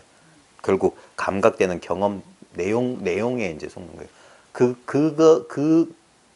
그게 이제 하나의 감각 경계고 이 안목이라고 하는 건 뭐냐면 진짜 무형의 것이란 말이고 그러니까 전일감 속에 우리는 빠지면 그걸 좋다라는 감정이 이렇게 탁 이렇게 돼버린단 말이에요. 그렇게 되면 그 속는 거라 미혹돼 버린 거예요. 예. 여전히 내가 있고 경계가 있어서 이건 좋고 분열돼 있고 산란해 있고 다 따로 있고 막 이런 불안한 감정 오면 이건 싫고 근데 그런 거 상관없이 그냥 이거는 그래서 이게 어떻게 보면 용기가 필요한 거예요. 그걸 내려놓을 수 있는 큰 용기가 필요해. 그래서 지금 있는 이대로를 그 어떻게 보면 인정해 버리는 거예요. 인정해 버리고 나면 실제로 이거예요. 그러면서 그 해소되지 않은 생각 우리 석가모니 그 오도 그 장면에서 마군이와의 그 전투 그 장면이 참 인상적인 거예요. 그게 석가 내면에서 일어난 사건들이거든요. 우리도 똑같은 일을 겪는 거예요. 감각적 공포, 그 다음에 이 생각이 빚어내는 그 마구니의 목소리, 맞냐? 하는 의심. 그게 아까 말했던 분리예요, 분리. 내가 따로 있다는 그것 때문에 이걸 신뢰하지 못하는 거예요. 이거는 진짜 불가사의 사유를 벗어난 것이거든요. 사유할 수 없는 건데 우리는 사유에 의지하기 때문에 그게 자기 안에서 일어난 생각이 일어나면서 분리가 일어나고 그것이 불안을 일으키는 거예요. 그러니까 마음이 안정되지 못해 쉬질 못하는 거예요. 예. 그러니까 마음이 말 그대로 산란해지는 거죠. 근데 그러니까 참 이게 그러니까 말로 이렇게 하기가 참 힘든. 그래서 오랜 시간 이렇게 서로 이렇게 교류하다 보면 말이 아닌 물론 말도 중요하지만 말보다 훨씬 빠른 게 있어요. 말보다 먼저 있는 것 그것만이 우리가 전혀 분리가 없는 공통 토대거든요. 네. 우리가 그 숭산 스님의 유명한 일화가 있어요. 세계 평화에 대해서 물었을 때 숭산 스님이 그랬대. 우리가 생각하게 되면 각자가 된다 이거예요. 나는 나고 당신이고. 근데 우리가 생각을 뭐라고 했는지 모르겠어요. 생각을 뛰어넘으면 생각을 쉬어버리면 우리는 분리가 없다 이거예요. 거기서 그게 세계의 일화다. 원래 분별 없는 곳에 한 생각이 일어나면 나라는 생각이 일어나면 나라는 생각만 있는 게 아니라 남이라는 생각도 같이 일어나니까 이게 연기의 진실인 거예요. 한 생각이 일어나면 하나만 일어나는 게 아니라 반드시 둘이단 말이에요. 나 아니까. 그래서 하나의 체험을 하나의 경험을 이렇게 집착하게 되면 그 경험 아닌 게 돼서 그러니까 왔다 갔다 하는 거예요. 자기 미혹 속에 있는 거예요. 그래서 법마저 버려야 된다. 아무리 그렇더라도 그걸 내려놓아야 된다. 그게 이제 나중에 그래서 경험 그런 걸 통해서 뭔가 모양을 넘어선 자아를 넘어선 어떤 것에 대한 소식은 온 거예요. 그래서 그 경험을 한 사람들은 아까 보살님 말씀 십수년이 지나도 못 잊잖아요. 이건 진짜 이걸 한번 경험한 사람은 이 문제를 해결하기 전까지는 절대 쉴 수가 없어요. 이게 해결돼야만 그 진정한 깨달음은 뭐냐면 그 쉼 속에 있어요. 그 크게 쉬어버리는 대휴월차라고 옛사람들이 말했던 크게 쉬고 쉬는 자리다. 그랬어요. 크게 쉬고 쉬는 자리다. 진짜 무의의 자리라. 함이 없는데 진짜 못하는 게 없어요. 그걸 나라는 주어에서 해방되는 것이지. 내가 하는 게 아니에요. 나보다 더 거대한 것이 그러면서 이 차별 현상 세계를 무시하잖아요. 나라는 어떤 구체적인 자아가 구체적으로 생활하죠. 안 그러면 세상은 재미가 없어요. 예? 나와 남이 어울려서 진짜 다양한 꽃들로 이렇게 뭉뚱그려진 꽃다발. 그게 화장 세계거든. 꽃으로 장식된 세계. 예? 천차만별의 그 꽃들이 다양한 존재의 경험들이 하나의 법궤를 이루고 있는 이게 삶이란 말이에요. 예? 참 그게 일심에 한마음으로 드러나는 사실을 그걸 깨치는 그 안목. 그러면서 자기 경험에 더 이상 미혹해지지 않는 거. 그게 이 자리에 안착하는 거예요. 안주하는 거예요. 뿌리 내리는 거. 예. 그게 진짜 나와 법이라고 하는 이중성이 사라지는 거예요. 타성일편이니 우리가 한 덩어리를 이루었다라고 그 옛사람들이 말했던 그 경계. 본래 한 덩어리인데도 우리가 법이 따로 있으면 한 덩어리가 안 돼요. 항상 그 미진한 느낌. 그걸 벗어나야 돼요. 책 조금 할게요. 얼마나 했죠? 22쪽에 깨어남은 당신이 상상하는 것과 다르다. 그러니까 상상할 필요 없어요. 깨달음 뭘까? 진짜 이제 이 공부할 때 이 문턱까지 온 소식은 뭐냐면 처음에는 막 깨달음이 뭘까 상상하고 궁금해하고 막 그러는데 진짜 그 깨달음 문턱까지 오면은 그럴 수가 없어요. 그때의 심정은 진짜 불안하고 답답하고 미칠 것 같은 순간이야. 그래서 사람들이 실제로 그게 깨달음 문턱인데 거기서 도망 나와요. 더 모르겠고 아무것도 모르겠고 그러다 보니까 사람들이 의식이 남아있기 때문에 의식은 이 생각은 불안한 거예요. 자기가 생각을 못하는 것을 불안해 여기기 때문에 그게 타성이 일편되는 거고 의단 동로 은산철벽에 부딪히는 거고 화두하는 사람들이 그렇게 가고 싶은 그 경지인데도 자발로 걸어 나온 거야. 이러다 사람 잘못되겠다. 막 두려워서. 그게 자아를 보존하려는 그 생존 욕구. 그게 우리 제7식, 제8식이라고 하는 게 진짜 근본 무명이라고 하는 게 딴 거 아니에요. 이 자아에 대한 어마어마한 집착인 거라. 거기서 하루아침에 한 번에 그런 큰 체험을 하게 되면 그런 거 아니에요. 체험 한 방으로 어떤 특별한 체험을 하게 되면 문제가 해결되지. 그거 타력신앙이에요. 타력신앙. 체험을 바라는 거 그런 거 아니에요. 진정한 자력신앙은 뭐냐면 나는 본래 있어요. 나는 본래 온전하다. 이게 진정한 자력신앙이에요. 그러니까 하고 말고가 없는 거예요. 근데 우리가 왜 그렇게 공부하는 도중에 애를 쓰게 되고 왜 그렇게 힘들게 공부하냐. 자기 미혹 때문에 그래요. 그러니까 정말 우스꽝스러운 얘기예요. 그러니까 자기 꿈에 속아서 막 꿈속에서 막 발버둥 치는 사람이랑 똑같은 거지. 그래. 근데도 꿈 깨보면 그 환상이 사라졌지만 환상 속에서 그 공포가 실제로 이부자를 적실 정도 땀 흥건히 젖는 거란 말이에요. 예? 그래서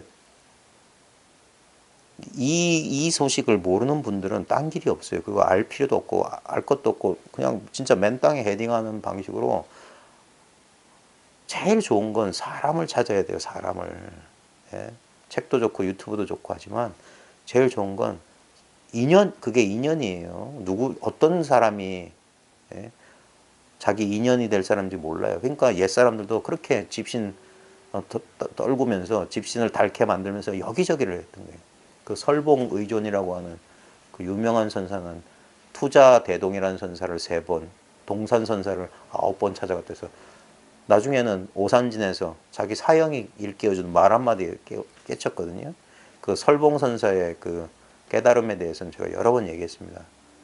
막 여기 가서 뭐 설법다가 뭐 지견이 바뀌고 어쩌고 하다가 마지막에 동산 스님한테 마지막에 간절하게 물었을 때 제가 깨달을 분이 좀 저한테도 깨달음의 몫이 있겠습니까? 그러니까 뭐라고 하면서 뚝 치는 순간 통미치 빠지는 것처럼 체험이 왔다. 근데도 본인은 분명하지 않았거든요.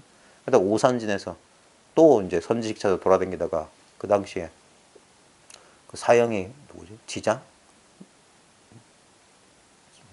뭐 사형이 있었어요. 지장 스님인가? 그 스님은 근데 그 스님은 맨날 코 골고 자고 자기 눈밭에 갇혀가지고 오도가도 못해서 좌선하고 있는데 그 사형을 깨우잖아요.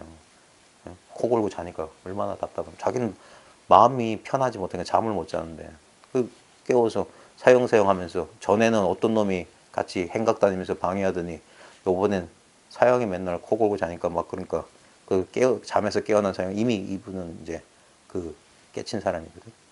그러니까 나는 당신이 이 정도일 줄 몰랐는데 왜 자빠져 잠이나 자지 왜 나중에 누굴 속이려고 토지신처럼 이렇게 우두커니 앉아있냐 하니까 그제서야 설봉 스님이 자기 그 속마음을 털어놓는 거잖아요. 그 정말 설봉 뭐라고 있을 거예요. 정말 거기 구체적으로 기술돼 있어요. 나는 나 자신을 속일 수 없어. 나는 답답한 것이 있습니다. 그래요. 그러자 그 지장스님이 이 사람 진짜구나 해서 딱 자리를 고쳤면서 그러면 이제까지 공부한 건 나한테 말해봐라. 내가 옳은 건 옳다 하고 그런 건 그런 거 이렇게 그래서 쭉 얘기하다가 이제 쫙쫙 얘기하다가 마지막 체험. 내가 동산스님한테 저도 깨달을 수 있습니까? 그러니까 딱 되면서 뭐라고? 했는데 갑자기 확 통미치 빠지는 것 같았다니까. 거기서 병력같이 하를 하면서 듣지 못했느냐. 응? 이거는 자기 흉금에서 우러나와서 하늘을 덮고 땅을 덮고 그 개천개지란 말이다. 흉금에서 흘러나와서 하늘과 땅을 덮어야 된다. 이게 뭐냐면 지금 이 담백한 우리의 본래 체험을 말하는 건데 이분이 통미치 훅 빠지는 이런 상대적인 경험을 감각적인 체험을 하거든요. 근데 그럼에도 불구하고 뭔가 분명치 않았는데 그때 흉금에서 흘러나와야 된다면서 그 전부 이제까지 체험했던 건 싹 쓸어버리고 제가 이제 해석은 뭐냐 이 눈앞에 이 근본 체험을 돌려준 거예요. 그제서 설봉이 하면서 그러는 거예요. 내가 오산진에서 도를 이루었다. 그 얘기를 자기 선언을 하는 거예요. 도가 따로 있는 줄 알았더니 그게 아니야. 눈앞에. 그게 참 말로 설명 안 되는 거예요. 그걸 직접적인 경험이라고 하는 이거구나라고 자기가 진짜 발견해야 돼요. 깨어남은 당신이 상상하는 것과 다르다. 진정한 의미에서는 깨어남으로부터 우리가 무엇을 얻게 되는지를 이야기하는 것보다 무엇을 잃게 되는지를 이야기하는 편이 훨씬 더 정확하다. 그죠? 실제로는 아무것도 얻게 되는 게 없으니까. 네. 아무것도 없는 게 아니라 굳이 얘기하자면 본래 있었던 것을 모르고 있었다는 사실만 깨닫는 거예요. 본래 경험하고 있었다는 것을 자기가 경험한 줄 몰랐다는 왜냐면 생각의 가림이라고 하는 게 뭐냐면 다른 것을 생각하고 있었기 때문에 지금 자기가 직접 경험하는 것을 미처 알아차리지 못했던 거예요. 너무나 단순하고 너무나 당연하고 너무나 친밀하기 때문에 사유라고 하는 어떤 대상은 이게 분명 일어났다 꺼지는 물거품 같은 생각은 분명한데도 그 생각의 근본 바탕은 늘 그 속에 있었으면서 마치 물 속에 있으면서 물거품에 관심이 있었기 때문에 특정한 물거품을 깨달음이라고 착각했는데 그 모든 물거품이 물 자체라는 사실을 몰랐던 거예요.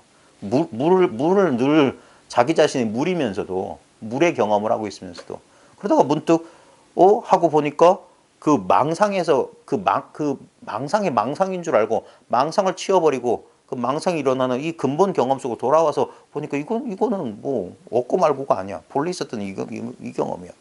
그러니까 진짜 꿈에서 깨어난 듯 환상에서 풀려난 듯 그런 거죠. 그러면서 바깥으로 찾고 구하던 그런 힘과 그 간절했던 그 추구심이 갑자기 휴식을 취하게 되면서 오는 그런 반작용이 뭐냐. 그 반응이, 리액션이 바로 경안이란 말이에요. 편안함. 그 다음에 후련함. 그걸 감각적으로 느끼니까 사람들이 거기 사로잡히는 거예요. 그러면서 갑자기 진짜 뭐 한 덩어리, 제가 아까 물 속에 빠진 것 같다는 느낌이 뭐냐면 진짜 그 물의 감각처럼 뭔가 은은하다고 해야 될까? 뭔가 그걸 저는 성성하다고도 표현했는데 뭔가 이게 또렷한 감각이 있어요. 또렷한 감각. 근데 그것마저도 감각이라. 그때 중요한 게 잠자면서도 그러냐 묻는 거야. 예? 근데 우리는 분명히 잠을 경험했어요. 생각이 없는 상태를 분명히 경험했어요. 그러니까 말로는 잘 설명이 안 돼. 근데 분명히 경험했어요. 예? 그게 자나깨나 여의란 경험이란 말이에요. 그러니까 미세한 감각적인 그런 것을 법이라고 착각하면 안 된다. 뭐라도 느껴지면 그건 내가 자면서도 이걸 느낄 수 있는 잘 봐야 되는 거예요. 그러면 그건 아니야. 그러면 다 내려. 존재감, 현존감이라고 해서 뭔가 성성한 느낌에 속을 수가 있거든. 그게 아니란 말이에요. 그것마저 딱 내려놔야 돼요. 그게 정말 힘든 게 뭐냐면 진짜 그것은 상수의 멸이라. 이건 생각도 가다할 수 없고 느낌도 못 가다. 그러니까 사람들이 두려워하는 거라. 어이구 아무것도 없다. 아무것도 붙잡을 게 없기 때문에 그래 그나마 이제 진짜 코 올리게 꼬마가 엄마하고 떨어질까 봐 치맛자락 붙잡고 있는 거랑 똑같은 거예요. 그 어머니 옛날 우리 어머니들 치맛자락 그 온갖 반찬 냄새 했는데 그럼에도 불구하고 그거 위안을 주니까 붙잡고 있는 그것마저 내려놓는 거예요. 그래 자기 혼자뿐이라는 이 경험이란 말이에요. 아 이게 이 경험을 경험할 뿐이다. 알아차림을 알아차림할 뿐이다. 그게 대대가 없는 경험이란 말이에요. 꿈에도 생각하지 못했던 우리의 본래 상태라고. 평상심이 도, 무심이 도 이런 말은 거예요. 무심, 평상심 똑같은 말이거든요. 이 마음을 가리키는 거예요. 그러니까 무엇을 잃게 되는지를 이야기할 편이 훨씬 더 정확하다. 이제 우리는 우리라고 여겨왔던 자기 자신을 잃게 될 뿐만 아니라 그죠? 이제까지 이 몸과 특정한 개성, 특정한 성격을 자기라고 여겼는데 이게 자기가 아니라는 그 진짜 깨어남의 여명이 싹튼 거야. 서서히 그럽니다. 일순간에 아 이건 내가 아니구나 이렇게 되는 게 아니에요. 여전히 이건 나인 것 같고 이 느낌이 거의 그리고 분명히 이것도 나지. 나중에 되면 이것도 나지. 이거 떠나서 무슨 나가 어딨어. 예? 응? 근데 요것만 내가 아닌 거예요. 예? 거기서부터 자기 자신을 잃게 될 뿐만 아니라 동시에 세계에 대한 우리 모두의 인식. 그러니까 나 바깥에 나하고 상관없는 세계가 아닌 거예요. 일체가 내가 되는 거예요. 그 크리슈나무르트 얘기하네. 크리슈나무르트의 유명한 그 명제, 뭐 아포리즘 가운데 하나가 그 사람의 공식이 있어요. 그 사람도 반복해서 쓴 말이 있어요.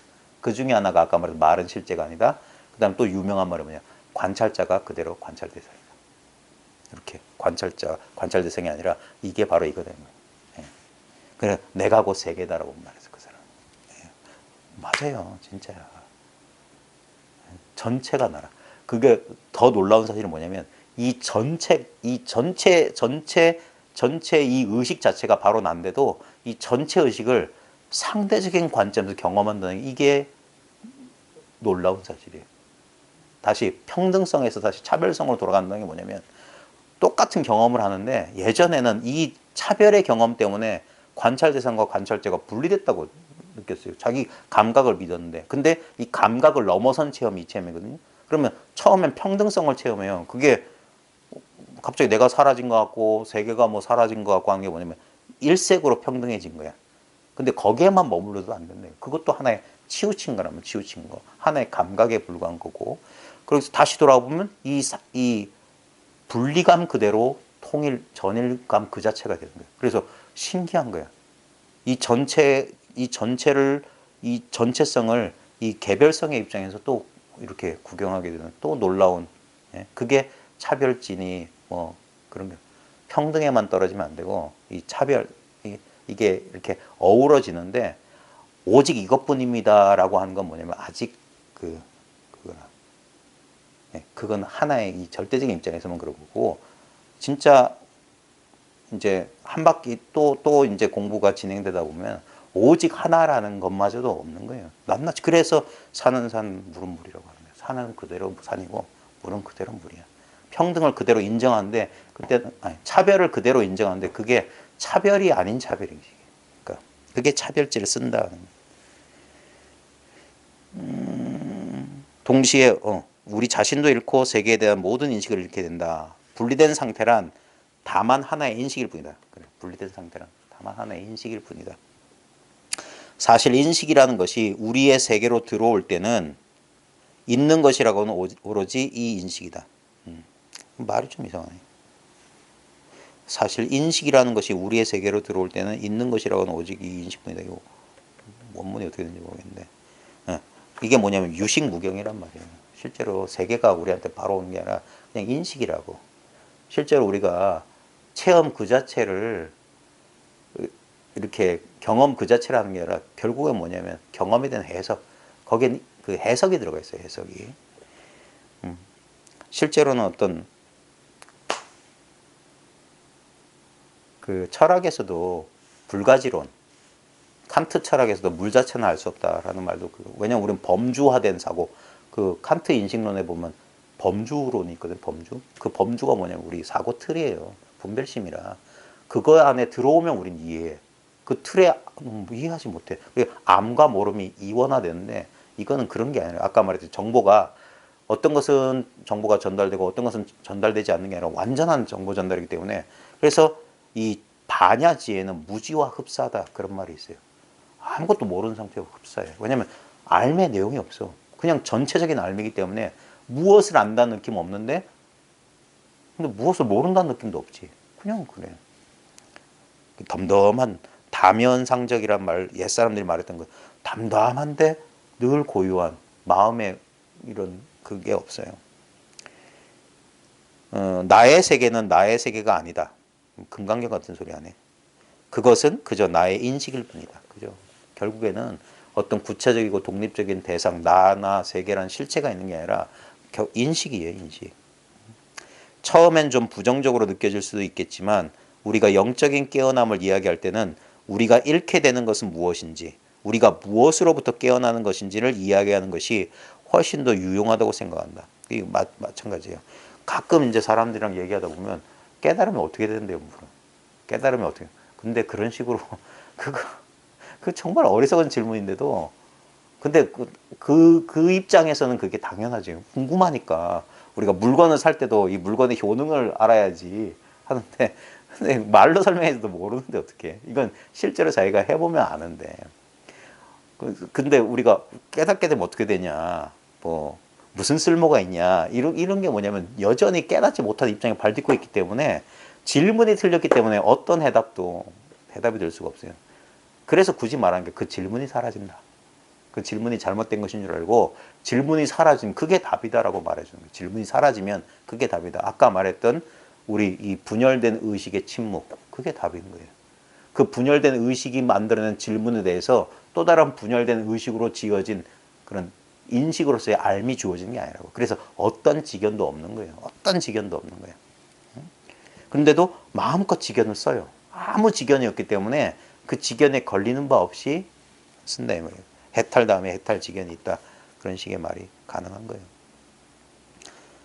우리가 잃게 되는 것은 무엇인가? 우리가 무엇으로부터 깨어나는 것인지를 이야기하는 것이 훨씬 더 유용하다고 생각한다.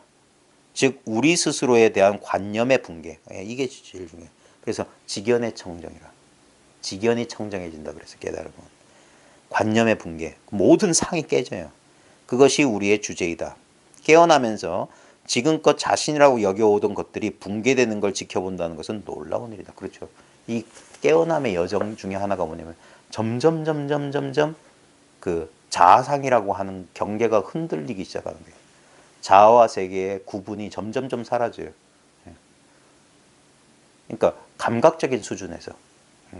예전에는 어떤 특정한 감각이나 이런 것을 자기라고 굳게 믿었는데 그게 하나의 감각, 그것도 고정된 감각이 아니라 나날이 변하고 순간순간 변하는 거기 때문에 이건 실체라고 인정할 수가 없는 거야. 그냥 감각 현상에 불과한 거야. 근데 그래서 감각 현상에 대해서 우리는 끝없이 상대적으로 분별되는 감각의 내용물에만 관심이 있다가 인식의 전환은 뭐냐면 감각의 내용물도 분명히 알지만 감각의 내용물을 떠받치고 있는 감각되지 않은 허공 같은 그게 알아차림 그 자체가 감각의 당처 그 자체란 말이에요. 그걸 공이라고 표현하는데 그 공체험을 늘 하는 거예요. 처음에는 공체험을 우리는 상대적인 체험에서는 아무 느낌이 없다 이래. 근데 바로 그 느낌이라고 제가 늘 강조하는. 그것도 느낌이다. 근데 이건 느낌도 아닌 느낌이지. 그래서 사람들이 경험하고 있으면서 이건 모른다. 왜? 이거는 어떻게든 구별이 안 돼. 여기서 미묘한 거라도 느껴지면 뭐 기운 같은 거라도 좀 느껴지면 그건 감지해. 근데 그것이 느껴지는 자리가 분명하면서도 이것은 하나의 대상으로 못 잡으니까 그런 거예요. 그게 모르는 상태라고. 그 모르는 상태로 있으라고 하는 거예요. 그게 무심한 상태라고. 평상심이라 그게 아무것도 안 가진 상태라고 해요. 그러니까 그런 경험의 내용물은 잃어버려요. 근데 이건 얻는 게 아니야. 본래 있었기 때문에. 얻는 거 얘기하지 말고 잃어버릴 거 얘기해보자. 그러니까 깨어나면서 지금껏 자신이라고 여겨오던 것들이 감각이든 생각이든 붕괴되는 걸 지켜본다는 것은 놀라운 일이다. 그래서 점점점 무아를 체득하는 거예요. 무아가 되는 게 아니에요. 이미 무아예요. 근데 여전히 우리는 잘못된 것을 나라고 여겼던 그 미혹에서 서서히 풀려나요. 한꺼번에 빡 하고 풀려서 얼마나 좋겠어요. 분명히 그걸 처음에 한번 빡 하는 순간 한번 봤어. 예? 그럼에도 불구하고 여전히 탁 하고 다시 생각이 돌아와서 이 분리감 속에 빠진다고. 예? 근데 그 분리감의 당처, 우리 이 분별하는 상대의식의 당처가 뭐냐 이게. 그게 법과 법아님이 둘이 있는 게 아니라 이게 다 합쳐진 거예요. 이게 일색이 되는 게 타성일편이 돼야 돼. 어찌 놀라지 않을 수 있겠는가? 깨어남의 결과는 결코 우리가 짐작하는 대로가 아니다. 그러니까 짐작할 필요가 없어요. 그러니까 예상할 필요가 없어요. 예습하면 안 돼. 선행학습하면 안 돼. 본학습에 못 들어가요. 근데 선행학습이 너무 많이 된 사람들이 많아. 그러니까 그걸 뺏어줘야 된다니까. 학생들 중에 이렇게 말하는 경우는 한 사람도 없었다. 아디야, 제가 드디어 분리의 장막 틈새로 뭘 좀 봤는데요.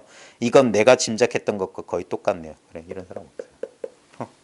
그러니까 아무리 책을 읽고 아무리 체험 읽고 상상해봤자 그건 상상이야.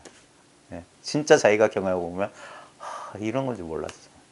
그래서 오히려 너무 지나치게 상상하고 추론 많이 한 사람은 실제 경험하면 실망한다니까. 겨우 이거란 말입니다. 내가 책에서 봤고 남들은 안 이렇다는데 결국 남 얘기밖에 못해. 자기 체험을 못 믿어. 내가 배운 거하고 아주 비슷해요. 이런 말은 없어요. 대부분 사람들은 대신 이렇게 말했다. 이거 내가 상상해왔던 거와는 완전히 다르네요. 네, 진짜예요. 내가 상상했던 이거 완전히 다른데. 진짜 그러지. 어떤 경험이든 안 그러겠어요. 진짜 예를 들면 아버지가 되는 경험. 아직 안 해보셨죠? 아버지가 되는 경험. 나는 아버지가 되면 우리 아버지가 보여줬던 것처럼 어른스럽고 가족을 위해서는 용감하고 그런 거 있잖아요. 아버지. 그런데 막상 아버지가 되면 안 그래요. 아버지가 됐다는 특별한 느낌은 없어. 그냥 진짜 예전에는 못 느꼈던 엄청난 부담감? 그런 거? 이제서야 그건 알겠어. 내가 예상했던 그런 게 아니에요. 모든 경험이 다 그래요. 이건 내가 상상했던 완전히 다르네. 그래서 어떤 사람들 경우는 그런 거 있잖아요. 불조가 나를 속였다. 속았다. 이런 사람도 많아요. 이게 깨달음이란 말이냐. 그래서 처음에 못 받아들인 사람도 많고. 그러니까 그게 예습의 효과라. 예습했기 때문에 그런 반응이 나오고. 진짜 아무 예습이 없는 사람, 이게 이런 경험을 했는데 잘 모르겠다. 이 정도지 뭐. 그냥 잘 모르겠어. 재미있는 사실이 있다. 내게 배우는 학생들 중에 많은 이들이 여러 해 동안 영성을 공부해 왔는데 그들 대부분은 깨어남이 어떠하리라는 아주 자세한 생각을 이미 품고 있다는 것이다. 그런데 막상 일어나는 결과는 항상 그들의 기대와 달랐다. 그죠? 그래서 도노가 가는 거야. 하는 거야. 예상 밖이라. 대부분 그것은 훨씬 광대하고 또한 훨씬 단순했다. 훨씬 광대하다는 것은 우리가 생각했던 것 틀을 넘어. 그 다음에 훨씬 단순했다. 저는 이 말 너무 좋아요. 너무 단순해. 진짜 단순해지는 거예요. 깨달음이, 구경의 깨달음은 뭐냐면 단순함 자체를 뛰어넘어서 그래서 본래 상태로 돌아왔다는 거예요. 중생의 본래 상태로 돌아왔다. 깨달음이라고 하는 이런 훈장이 상표 이렇게 파는 게 아니라 모든 상표 무지가 되는 거예요. 노브랜드가 되는 거예요. 아무 상표가 없게 돼요. 너무 단순해. 그 단순함이 뭐냐? 지금 눈앞에 이 단순함이라고. 이게 너무 단순하고 이게 너무 친밀한 경험이었어요. 그러니까 이 경험은 경험한다, 경험 안 한다가 불가능한 경험 상태를 말하는 거예요. 그러니까 자나깨나 이거라고 당당하게 말하는 거예요. 만약에 이게 의식에 의해서 깨어있는 상태의 의식에 의해서 구별되는 상태라면 절대 자멸한 경계를 못 뛰어넘어요. 그러니까 깨어나서 구별된 그게 분별심이거든. 분별심을 완전히 내려놔 봐야 돼. 그게 무심의 상태고 특별한 마음이 없는 상태라. 그게 그 마음의 상태에서 온갖 마음, 차별되는 모든 분별의식이 거기서 일어나요. 의식은 하나예요. 의식은 하나야. 하나라는 개념에 그래서 하나보다 훨씬 광대한 거예요. 그래서 둘이 없다고 합니다. 이건 가다할 수가 없어요. 분별로서. 그 다음에 제가 제일 좋은 건 너무 단순해. 진짜 단순해. 공부를 하면 할수록 제가 이제 10 몇 년 지났거든요. 점점점 단순해져. 예. 더 단순해. 진짜 특별한 게 없어. 오늘 아침에 심심해서 불교신문 인터넷으로 뒤적거리다가 다보사의 옛날 우화 스님이라고 해월 스님의 법맥 가운데 경어성우에서 해월 스님한테 법이 갔거든요. 그 농사만 짓고 잘 모르는 해월 스님. 이분이 영남에 내려와서 그 맥이 운봉 스님한테 가서 운봉 향곡 진제로 지금 요 해월 법맥이 내려오는데 그 중에 한 법맥이 해월 스님 법맥이 저 전라도 나주 다보사의 우화 스님한테 갔는데 이 우화 스님도 학문이 없는 사람이에요. 그래서 이분이 이제 나름대로 근데 이 해월 스님한테 인정을 받아서 다보사에서 이제 병중에 있었어요. 말년에 70년대.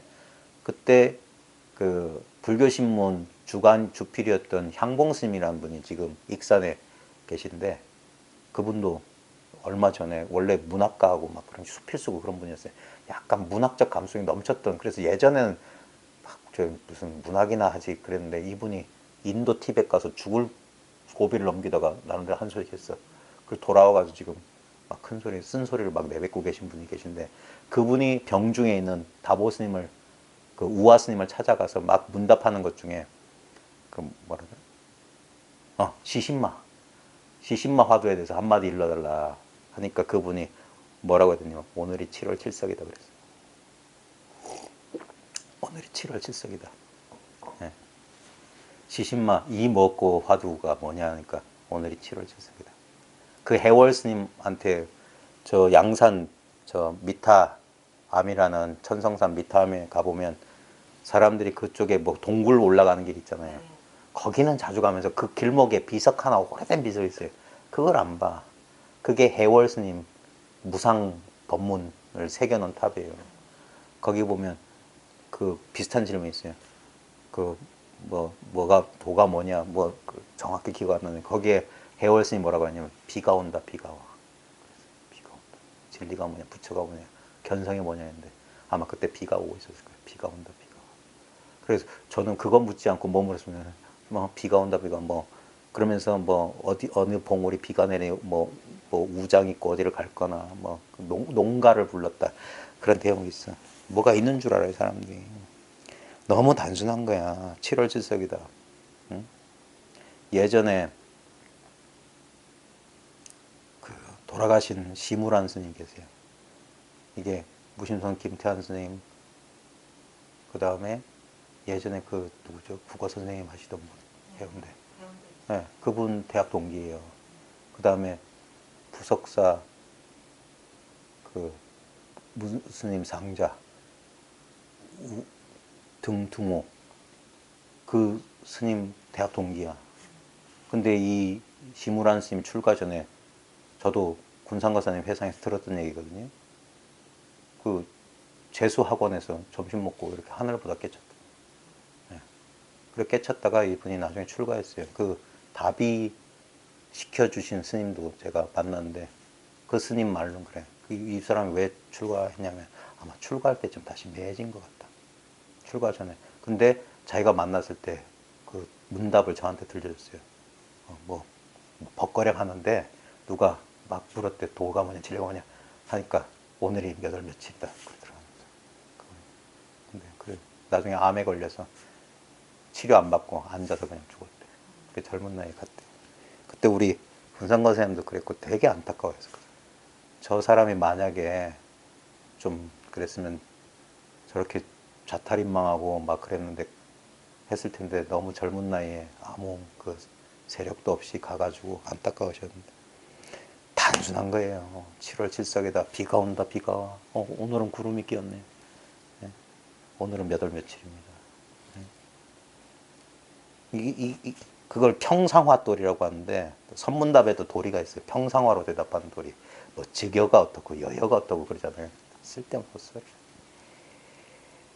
말할래야 말할 수가 없어. 손등을 한번 콕 찔러주고 코를 비틀고 방바닥을 치고. 예. 거기 시신마 도리가 뭐라고 하니까 방바닥을 쳤다든가 마음이 어딨냐고 하니까 방바닥을 쳤다든가 뭐 있어요. 나중에 한번 그런 재밌는 우리 근세 선지식들.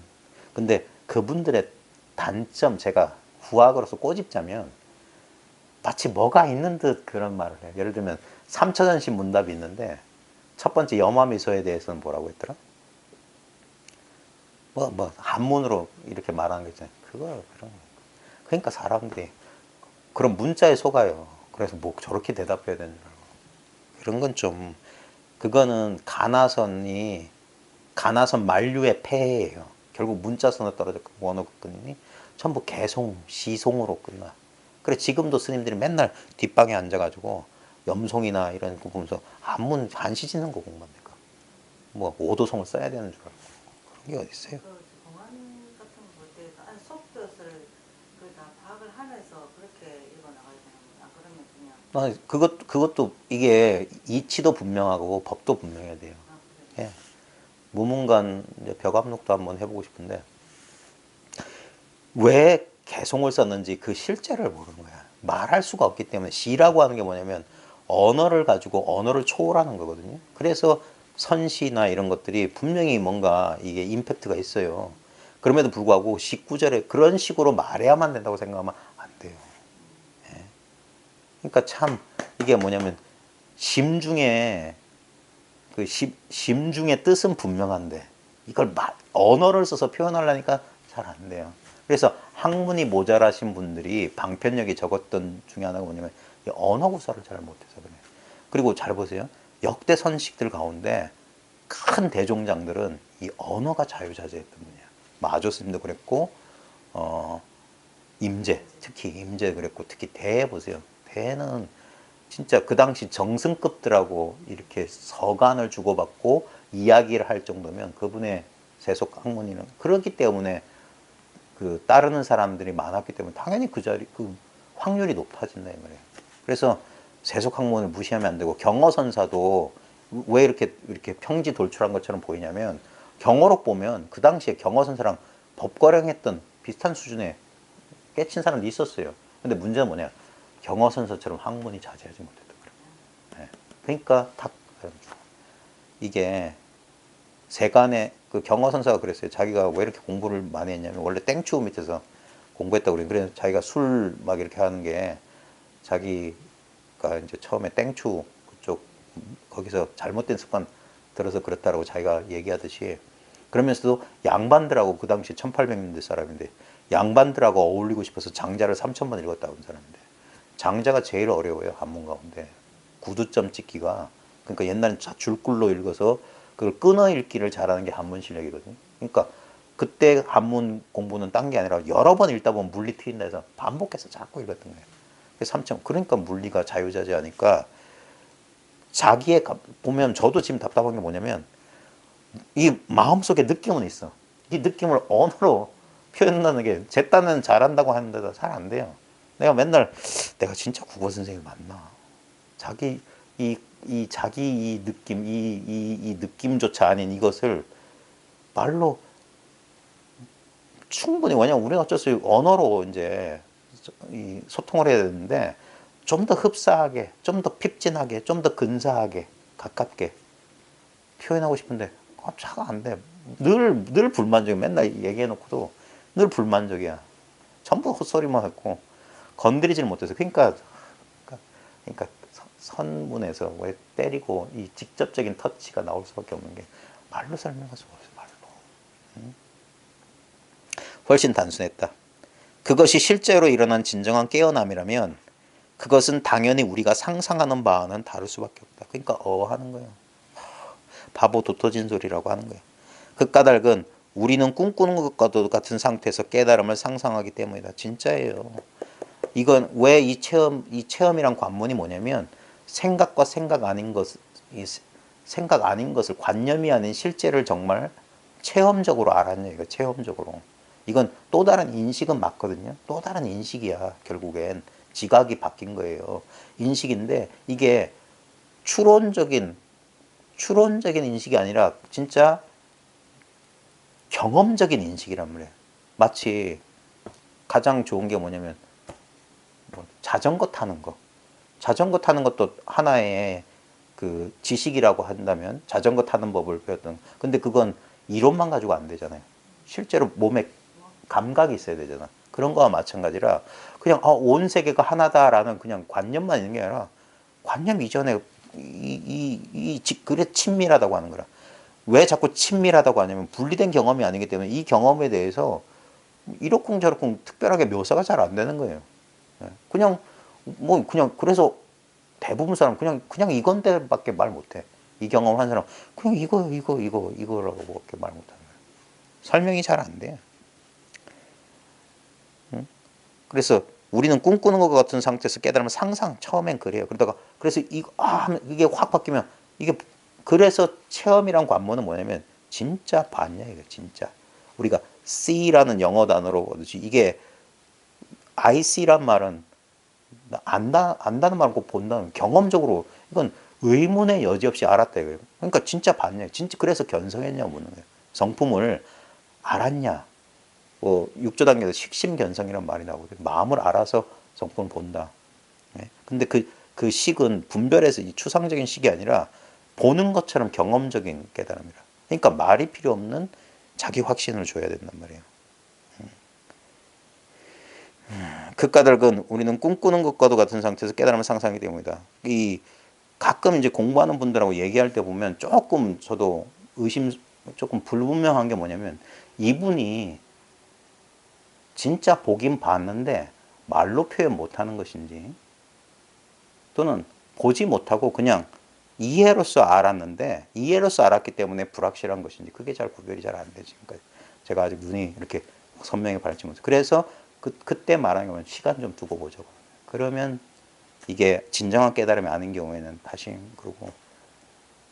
그래서 그때부터 사람들은 이렇게 점검받고 막 인정 딱 저희 그 공부 계통에서 왜 인정 안 해주냐면 인정해 준 다음에 공부 안 한 사람들이 있어서 그래요. 이건 저뿐만 아니라 제가 최근에 그 백봉 거사 그 평전 비슷하게 나왔다는 거 보잖아요. 거기 나오대. 보고 깜짝 놀랐어. 백봉 거사가 이렇게 생전에 이제 직연 났다고 인정해 준 사람이 그 뒤부터 안 나오는 거야. 그래서 실제로 그 다음부터 공부해야 되는데 그 다음부터 공부해야 돼. 결국은 본인이 그게 뭐 체험이 됐든 안 됐든 네. 뭐 선생님한테 이게 맞는지 안 맞는지 확인을 하든 안 했든 본인이 조금이라도 뭐가 미진한 게 있으면 계속 그게 찾게 네. 될 수밖에 없으니까 네. 결국 공부할 수밖에 없는 상황이잖아요. 네. 알았든 몰랐든. 그러니까 이게 꾸준히 이게 이 사람이 진짜로 체험했는데 불확실한 건지 체험도 못해서 불확실한 건지 그러니까 그건 묻지 말고 같이 공부를 쭉 해보면 알 텐데 근데 그러지 그 인연이 잘 오래 못 간단 말이에요. 그게 참 희한해. 우리의 의식이 꿈속에 있는 채로 그 꿈 바깥에 무언가를 상상하는 것은 불가능한 일이다. 이 말은 뭐냐면 실제로 깨닫기 전에 깨달음 상상하는 것은 안 된다. 꿈속에 있으면서도 꿈 바깥의 일을 상상. 그 여전히 꿈속의 일이지. 꿈꾸면서 아마 꿈 깨면 이럴 거야라는 건 그 꿈속의 잠꼬대에 불과한 거다 이 말이에요. 이거 되게 기네. 그래가지고 이것만 하는데 10년 걸리겠네. 근데 제가 이제 저도 책을 써봤지만 저도 이제 뭐 명상서적 이런 걸 많이도 읽었고 저도 직접 써봤지만 참 신기한 게 우리나라 저자들이 쓴 책에 이렇게 자세하고 표현도 참 이렇게 이런 걸 거의 못 봤어요. 지금 명상 저도 제 책도 이렇게 연말 되면 출판사에서 판매 보고서 날라오거든요. 1년에 40권도 안 팔려요. 근데 제가 번역한 아디아신 책이나 다른 번역서들 보면 몇 배가 팔려요.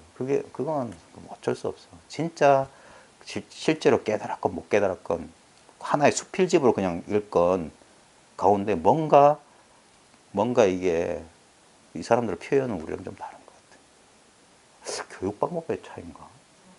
예. 이 사람들은 자기 이 서구인들의 의식의 특징 중에 하나가 이 자의식이 강하다 보니까 자기 체험을 가지고 이렇게 자기 체험을 자세하게 이렇게 묘사하는 것 같아요. 근데 우리들은 주입식 교육의 폐해인지 몰라도 자기 경험을 자기만의 언어로 이렇게 자세하게 풀질 못하고, 저 같은 경우만 해도 제가 그 자기를 표현할 언어를 자기가 못 찾다 보니까 다른 경전의 어록이나 말이나 누구의 말을 인용하는 이유가 뭐냐면, 내 느낌을 이게 표현하고 싶은데 내 말이 잘 안 나와. 그게 조금 그래 제가 책 안 쓰기로 결심한 이유 중에 하나가, 훨씬 더 잘 쓴 사람인데 내까지 뭐 어차피 1년에 10권도 안 팔릴 책을. 근데도 안타까움이 있어요. 이걸 좀 더 구체적이고, 예? 내가 이런 사람들 책 읽으면서 공감하듯이 왜 이런 표현을 나는 찾아내지 못했을까? 그런 좀 자괴감 같은 것도 있고. 예. 그래서 이게 참, 그냥 책은 혼자서 봐도 좋지만 정말 좋은 내용이 많아요. 이렇게 공감이 많이 가는 책은 쉽지 않거든요.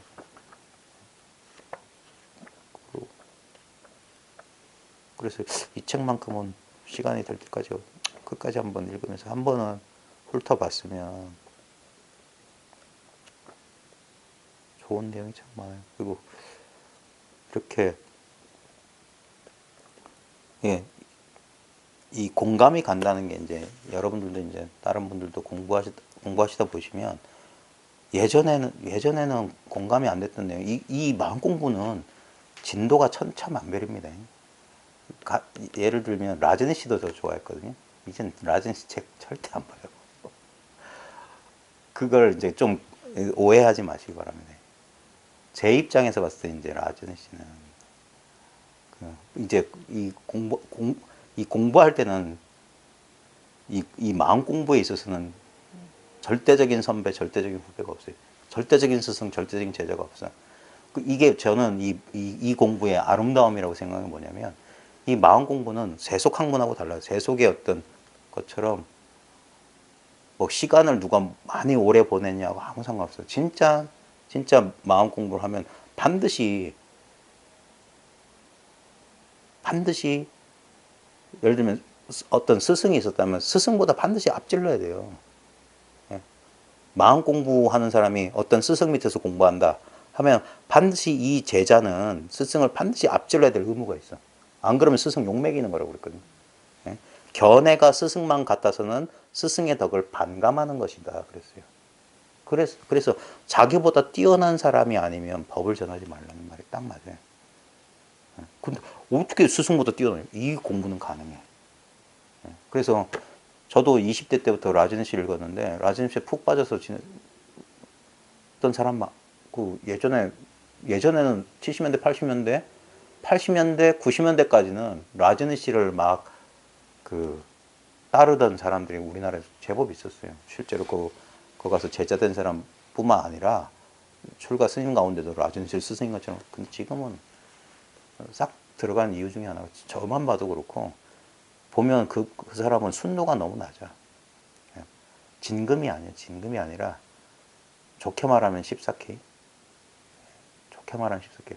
분명히 어떤 부분에서는 이 안목을 확 드러낸 라진시 까비르 관련 책이나 반야심경이나 그런 몇몇 마하무드라의 노래까지 정도 초기에 몇몇 우리나라에 소개된, 거기서는 괜찮은데 지금 보면 아이고 이런 이야기를 이런 안목을 사람들한테 그런 것처럼. 예. 근데 예전에는 저는 크리스나한테 아주 안 좋아했거든요. 뭐 저리 말도 어렵고 이게 가능한 얘기를 해야지. 그런데 지금은 완전히 그 평가가 뒤바뀌었어요. 오히려 안목은 크리스나한테 훨씬 뚜렷하고 훨씬 철저하다. 그런 식으로 공부를 하다 보면 안목이 이제 자기가 공부 과정을 충분히 거치면 이런 책이 그냥 이건 동일한 경험을 했으면 사소한 부분에서는 약간의 차이는 있었지만 큰 대강은 같거든요. 예, 그러면서 이제 자기 그 안목을 점검할 수 있어요. 그러니까 제가 예전에 추천해 준 책도 이렇게 지금 보면 내가 왜 이런 책을 추천했지? 지금 보면 그런 책들도 많아요. 근데 그 당시엔 그게 자기 눈높이에 맞았던 거예요. 그런 것처럼. 그래서 공부를 하면 반드시 자기를 지도해 준 사람보다 견해가 또는 자기 이 안목이 더 스승해야 됩니다. 그러지 않으면 그 공부를 가르친 사람이 의심받아야 돼. 그 사람이 모자라거나 그런 거예요. 근데 대부분 이, 이 종교 집단이랄까? 이런 마음 공부 집단에 그 안 좋은 점이 있어요. 그런 거 있잖아요. 한 집단 안에서 견해가 그 집단의 어떤 리더나 스승보다 뛰어나면 멋지 뭐 그러니까. 그런 오히려 그걸 축하해 줄 일인데. 예. 제가 제일 아름답게 생각한 게 사실인지 아닌지 모르겠어.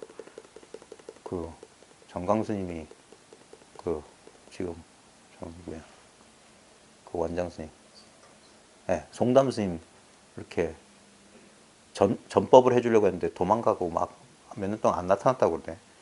그런데 나중에 이렇게 왔을 때 그 법상에 앉혀놓고 스승이 삼배하면서 부디 후학을 부탁한다고.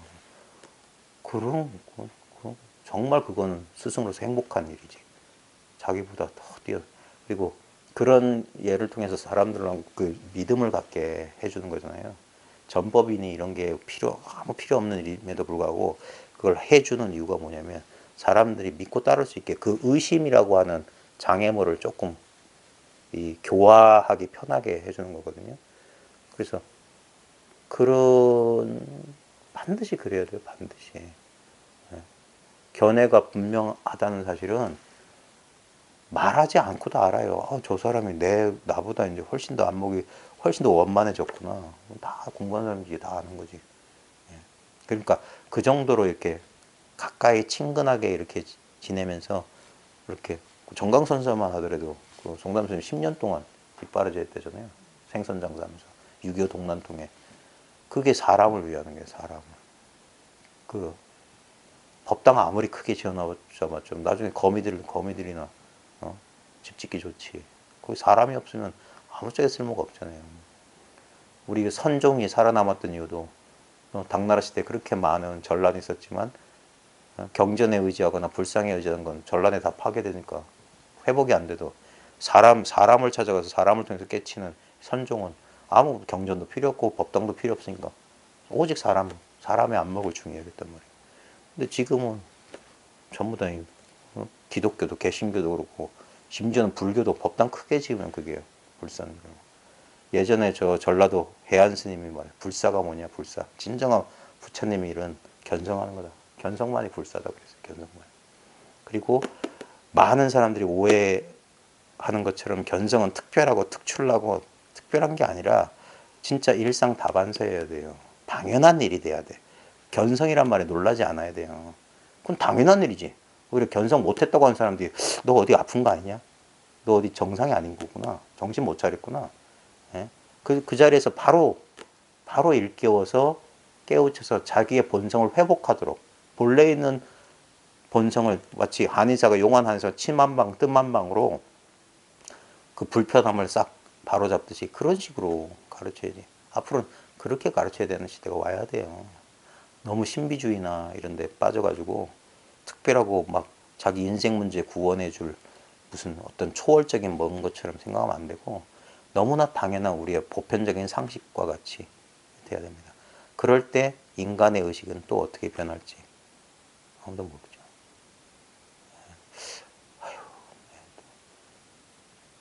뭐라고 얘기는 1시간 넘게 했는데 별로 쓸말을 못한 것 같아요. 참 안타깝네. 매번 뭔가에 그러니까 계속 이러고 있는 것 같아요. 진짜 할 말을 다 했으면 입을 다물어야지.